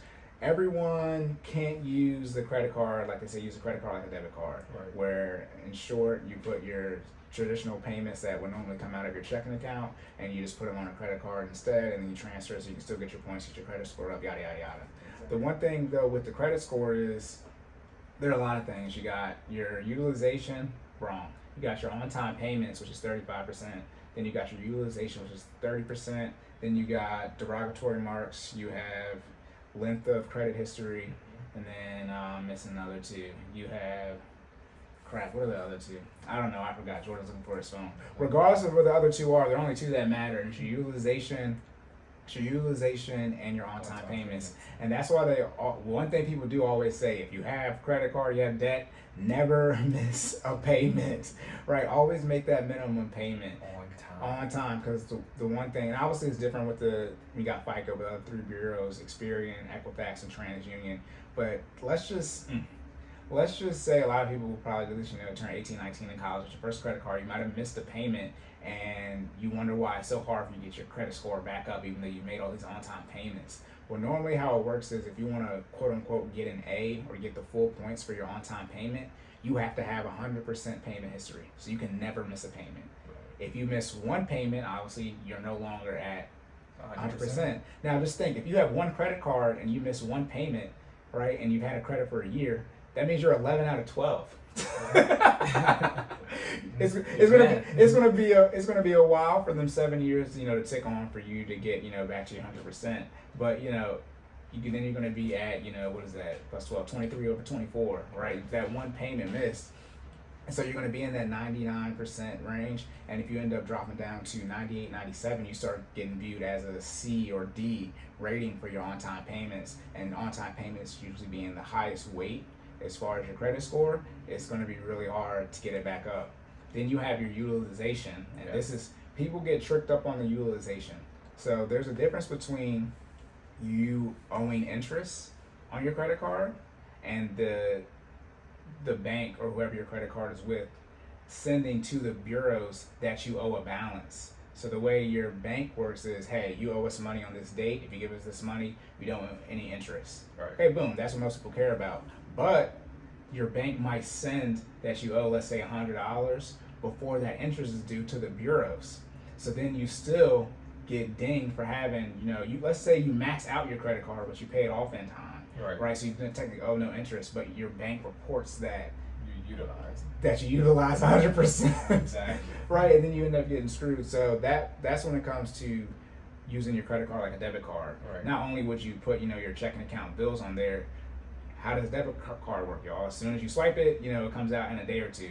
That's how you should be using your credit card if you want to use it like a debit card. As soon as you make a payment, as soon as you charge something, you should be transferring the money over right away.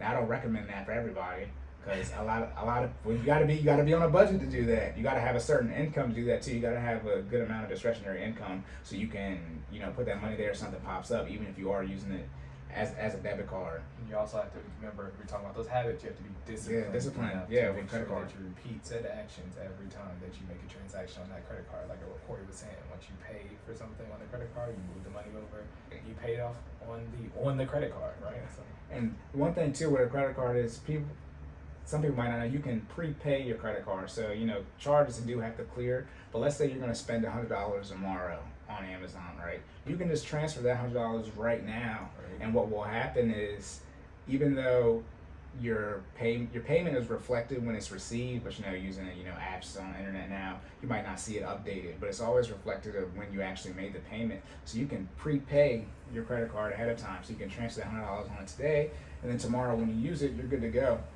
So when those transactions clear, you'll be in the positive the whole time. You won't have to worry about that. sometimes utilization trick that people get caught up in. Now, everyone doesn't really get hit with that because billing cycles for credit cards are different for everybody, and every credit card all depends on that. But a lot of people do get caught up in that utilization purgatory where they're like, "Oh no, I'm good. Why is my utilization so high? I've never paid any interest." Right, I've never paid any interest yet. My credit score is, you know, in that 750, 760 range. So for utilization, right, what would you recommend that the person stay under if they were to utilize their credit card appropriately? Right. Well, I wouldn't recommend this. This is what the rules are. I appreciate that. These are what the rules are. What I would recommend is 0%. You're right. What I would recommend is 0%. And that's how I conduct my finance when I use my credit card. I don't use my credit cards often, but you know, you got to use them every now and then to keep them active. And like I said, I pay the stuff off as soon as I make the purchase. I already have the money there. Like I said, I use like a debit card. As soon as I buy it, I go straight, you know, to my bank account and transfer the money over. So I recommend 0%. But from an actual credit score standpoint, it's either 30% or less, or it's like no more than 29%. You know, it's one of those things, but it's at no more than 29% for sure. Gotcha. But there's FICO, which is what most people, you know, get the credit score. For those who use like Mint, you know, that's what you're seeing, or Credit Karma. Well, Credit Karma now might be showing Equifax, but each bureau weights things differently. And then on top of that, they are looking to change the FICO score, the credit scoring system now too. So who knows what that utilization might not be. So, you know, I do that long-term game planning. So I don't want to give too much. But for those who are listening, guess what's less than 30 or 29% utilization? None. All right. No, yeah, I mean, with credit card debt, that is, when I'm working people's finances, that is the biggest indicator of how much of an issue we got on our hands. Now, if you have medical bills, obviously that's different because, you know, you can't. Everybody knows how expensive medical bills are, so that's different. But if you don't have medical bills on your credit card and you have more credit card debt than what you make a month, you have a significant issue on your hands. Yes. If you have tens of thousands of dollars in credit card debt and you're not making $10,000 a month, you really got to ask yourself, you know, what do y'all be buying? Right.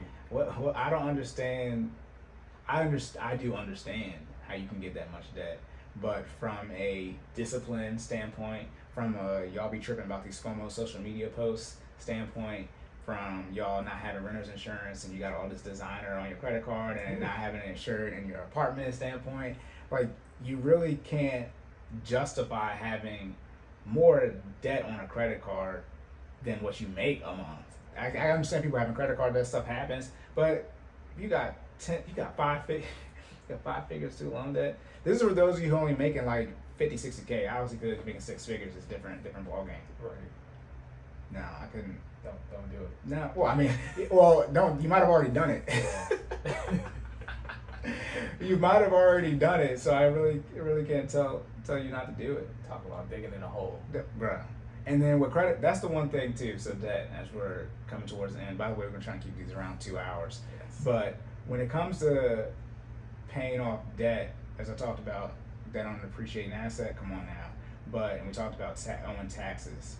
But if you were to rank the debt outside of taxes, most people don't have owing back taxes. Most people usually look at, there's a debt avalanche method and there's a debt snowball method. Again, Dave Ramsey, for those you don't know. Dave Ramsey. But I've been jokingly called the Black Dave Ramsey by my friends. Yeah, no. You want to look at the avalanche standpoint. That is putting things highest interest rate first. Right. And then the snowball is putting things lowest balance regardless of their interest rate. When it comes to credit cards, those interest rates are usually 10, 15, 20% plus. And a lot of you want to get those credit cards out the way just because of how much interest is being accrued. Right. Okay, and you want to start making better financial and math decisions. The joke is though you wouldn't have gotten that if you were making better financial and math decisions. People are crazy, bro. But no, what Jordan, we did the same thing. We looked at the snowball. Yes. I know. I definitely did. Sure, we did the snowball. No, I would say back to the budget again. Yeah, I think in the rationale behind that, I think the snowball just makes you there. So there's a certain feeling you get, right, when you start paying off debt, and the way the snowball is designed, you pay off your lowest debt first, regardless of interest rate. So then you kind of get, as you know, develop this habit and you start paying on that debt. Once you finally do pay it off, you get that money back again into the pot to be able to reallocate either to the next debt, as you should, Right. or something else if you wanted to, but technically should be to the next debt. And that feeling that you get, I think helps you kind of motivate to stay on track and keep going, right? Not saying that you won't get that same feeling when you do it from the avalanche. It just sometimes takes a little bit longer, or could take a little bit longer, because if you're doing it by interest rate, you might not necessarily be paying off the highest balance debt first, or I'm sorry, the lowest balance debt first. Right. So it could take a while to get that money back into your pocket. So the snowball method kind of does, especially if you're working with a spouse and both of you guys are still learning about finances, and you're trying to get it all together and merge things, and you know, her money and your money, and putting it together to become our money. Right. It makes a lot of sense to take the little victories first, right? You want to pay something off, get that money back, so you can kind of show the other person who's, you know what I mean, who's kind of tiptoeing into it, like, hey, this does work. This is the thing you saw we paid for X amount of months. We got that money back, and now we're moving on to the next thing. So snowball is definitely the move. Yeah, you just touched on joint accounts. I'm not going to touch on joint accounts. Okay. We're going to say, definitely save that. All right. You want to talk about a topic that could be, we can have a mini series on joining Joint bank account. accounts for married couples, and Yes. talking about experience I do have for real as a teller. If you show up to me and y'all is married and y'all bank account's not joint, boy, that is a headache and a half. Yeah. But no, We're not going to touch on just small tidbits, all right? So communication, right? Talk to your significant one. Let's be very clear: do not have a joint account with someone you are not married to. Oh no. Like, That's got to get vaulted. No, if we're gonna go there, oh no, that's got to get vaulted. Yeah. We will definitely touch on handling finances when you're living with someone you're not married with, but Yes. you guys are together. Yes. But then, you know, obviously merging accounts when you get married. Yes. Yes. No, we're coming up on Right. that. No. Yeah. No, but when it comes to the snowball or the avalanche, as we talked about earlier with your, let's say, your car payment, and you know, getting that back into your budget when you pay it off, and I was referencing, you know, being able to lower your insurance, your car insurance premium when you pay off your car by redoing your insurance. When you do the debt snowball, or you elect to pay off the smallest balance first over the highest interest rate, you will pay off the debt not faster, because the avalanche is faster and it does save you the most amount of money since you're paying off the highest interest rate first. But if you're living paycheck to paycheck like most people are, what's really key is getting money into your budget. Mm-hmm. And so let's say you got you're paying $100 a month on something, right, every month for a debt payment, and that is your smallest debt. So when I look at not just the debt snowball, I look at it more the minimum payments that you can get back into your budget. Because when you stop paying that $100 towards that debt, you now have $100 that you can use towards your groceries, you can use towards your shelter, you can use towards your clothing that you might not have had. So now you got $100 in clothing. Or, and a lot of people want to get into this, you want to invest. Yes. If you, a lot of y'all want to start investing, I recommend if you just look at how much money you can make from investing your debt payments, not even just your car payment, but all of your debt payments, right? And not even just that, also having discretionary income, being able to save for an emergency fund. It's life changing when you get to that point. It's hard to say it now for those of you at the beginning and like, how do I start a budget? But It seems like a long road. yeah, sometimes. no, it is a long road. This is not gonna lie to y'all. Once you get about 18 months in, you're like, this is dumb. Right. That's why I say if you can do it in under 2 years, though, you do it. That way you only got more months to go once you get to 18 months. But when you get that money back into your budget, you have more room in your budget, and then you can not say afford other things, but you just have more room to pay for things. You can handle more emergencies, cash flow, some things that pop up. But when you're kicking out all your money in debt payments, I would just say just look at how much money you're kicking out in debt. I would say, I mean, in short, non-mortgage debt, if you're paying 50% of your income, excluding your mortgage / rent and debt, that's a problem. I mean, how much do you want to spend on debt? let's just bring it full circle on top of this. Some of you guys are not mentally, what am I trying to say? Mentally equipped to do the long haul up front, right? So if you're not, and Corey's watching me trying to put it very appropriately, right?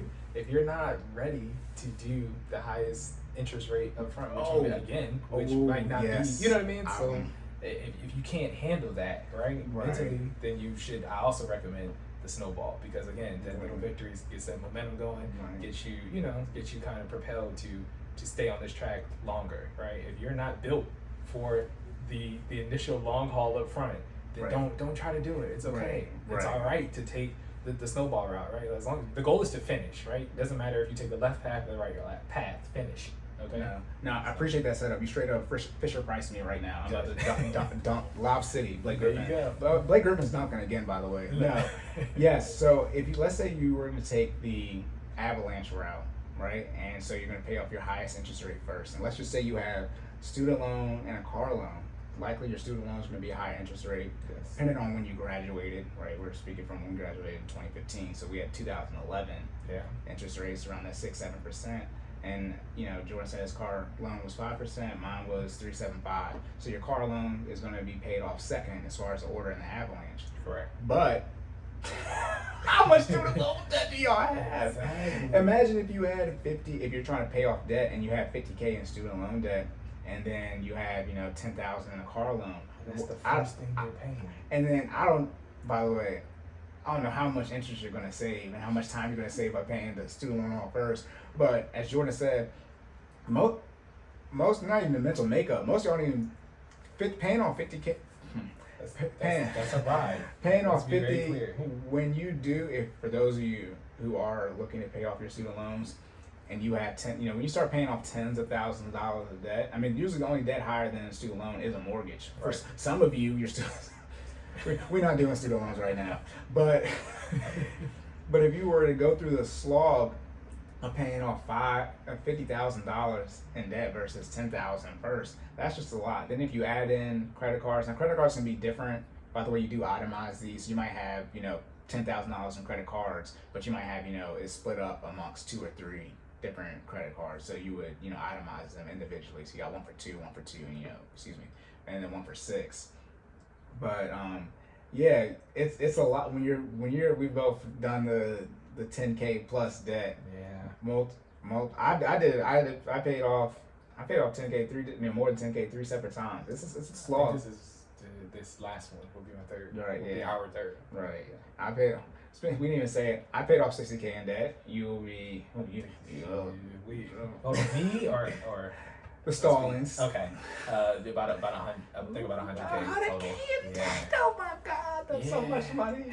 That's so much money. Now, fortunately, again, back to the grind. You should reach out to me, Sideline Cory. I get you under 2 years. How long? See, you paid off 100K in debt and. Yeah, about under 24. Yeah, look, that's why. 24 months now, and the great thing is we had the pandemic, so you couldn't even do anything in 2020, which is why again, if you would have reached, I told y'all we started this in 2018. We were a little late, but here we are now. But stress tested financial and fitness advice here as far as the pandemic. But when you're paying, I paid off 15K, my student loan, then my mom's Parent Plus loan was 17K, then my car loan was $33,000.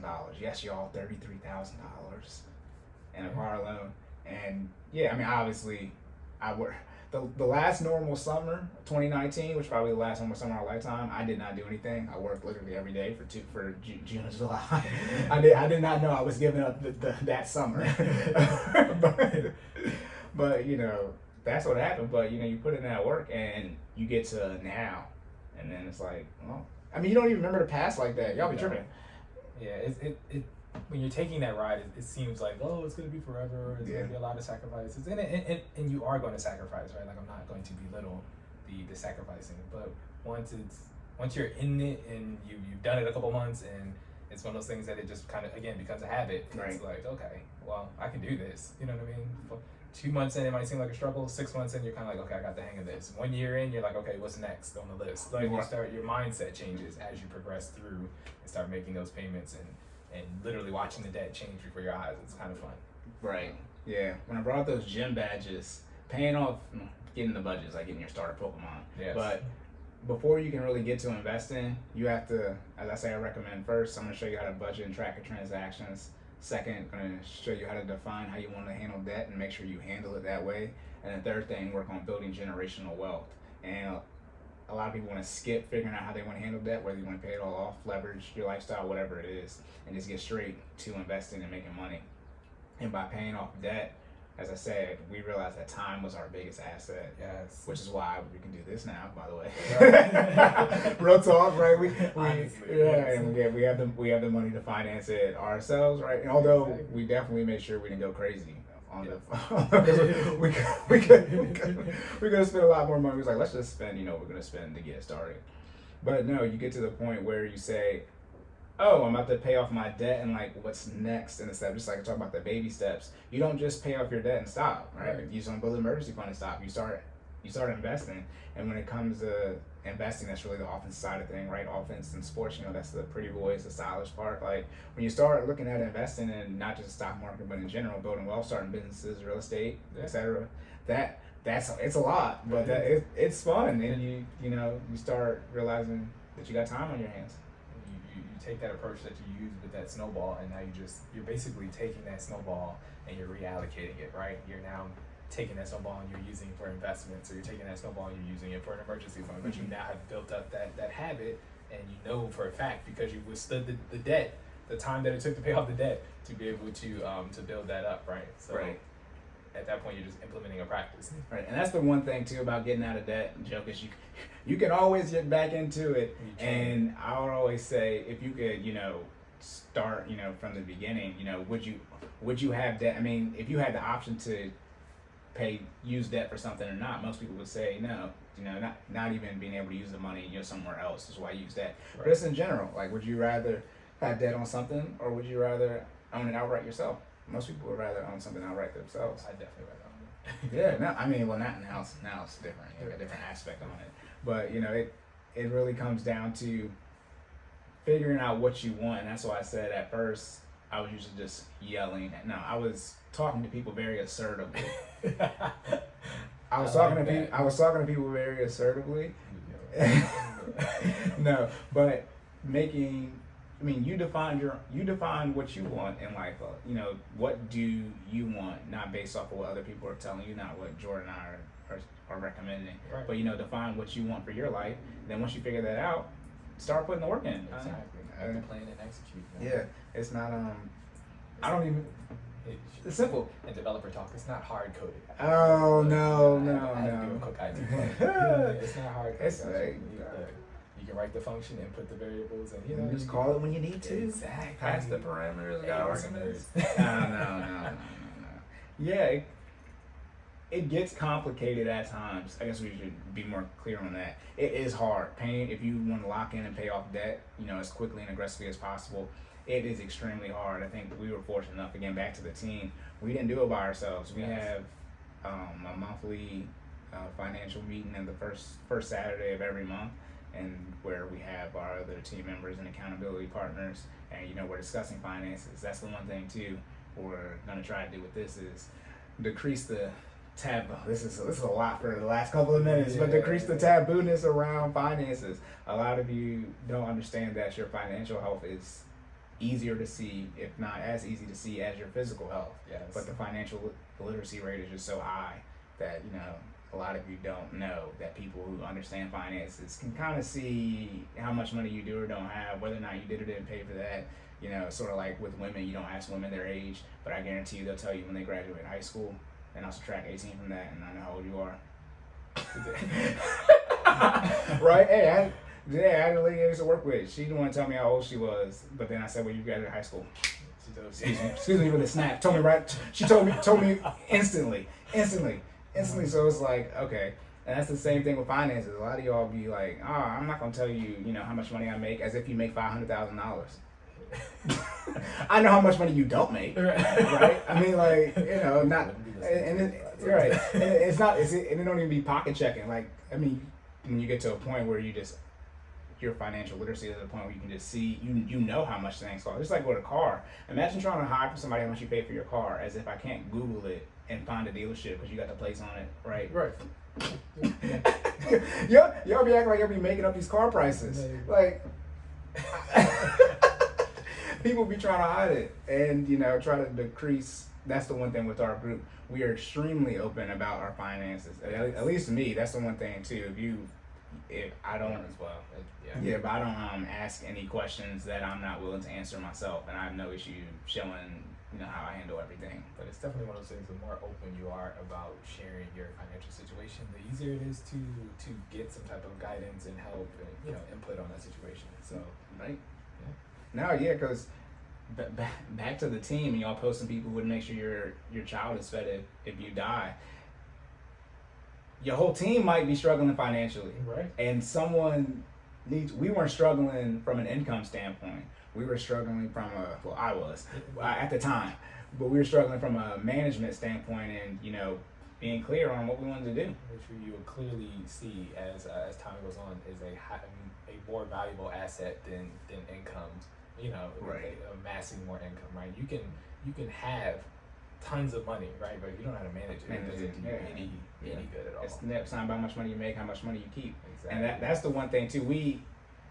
I guess it's different for me, but I know how much money a lot of people make. We as our when it comes to our team and our monthly financial calls, like we all know how much money each of us make. We've all seen each other's budgets. Like it's not. That's why I say your financial health is as easy to see, if not easier to see, than your physical health. Like we just transparent with it. I mean, like I said, it's not like we make not yet, but $500,000 a year. We're trying to get there, but it's not like we're making $500,000 a year. But it just so happens that we're all pretty much in the same field, the IT field.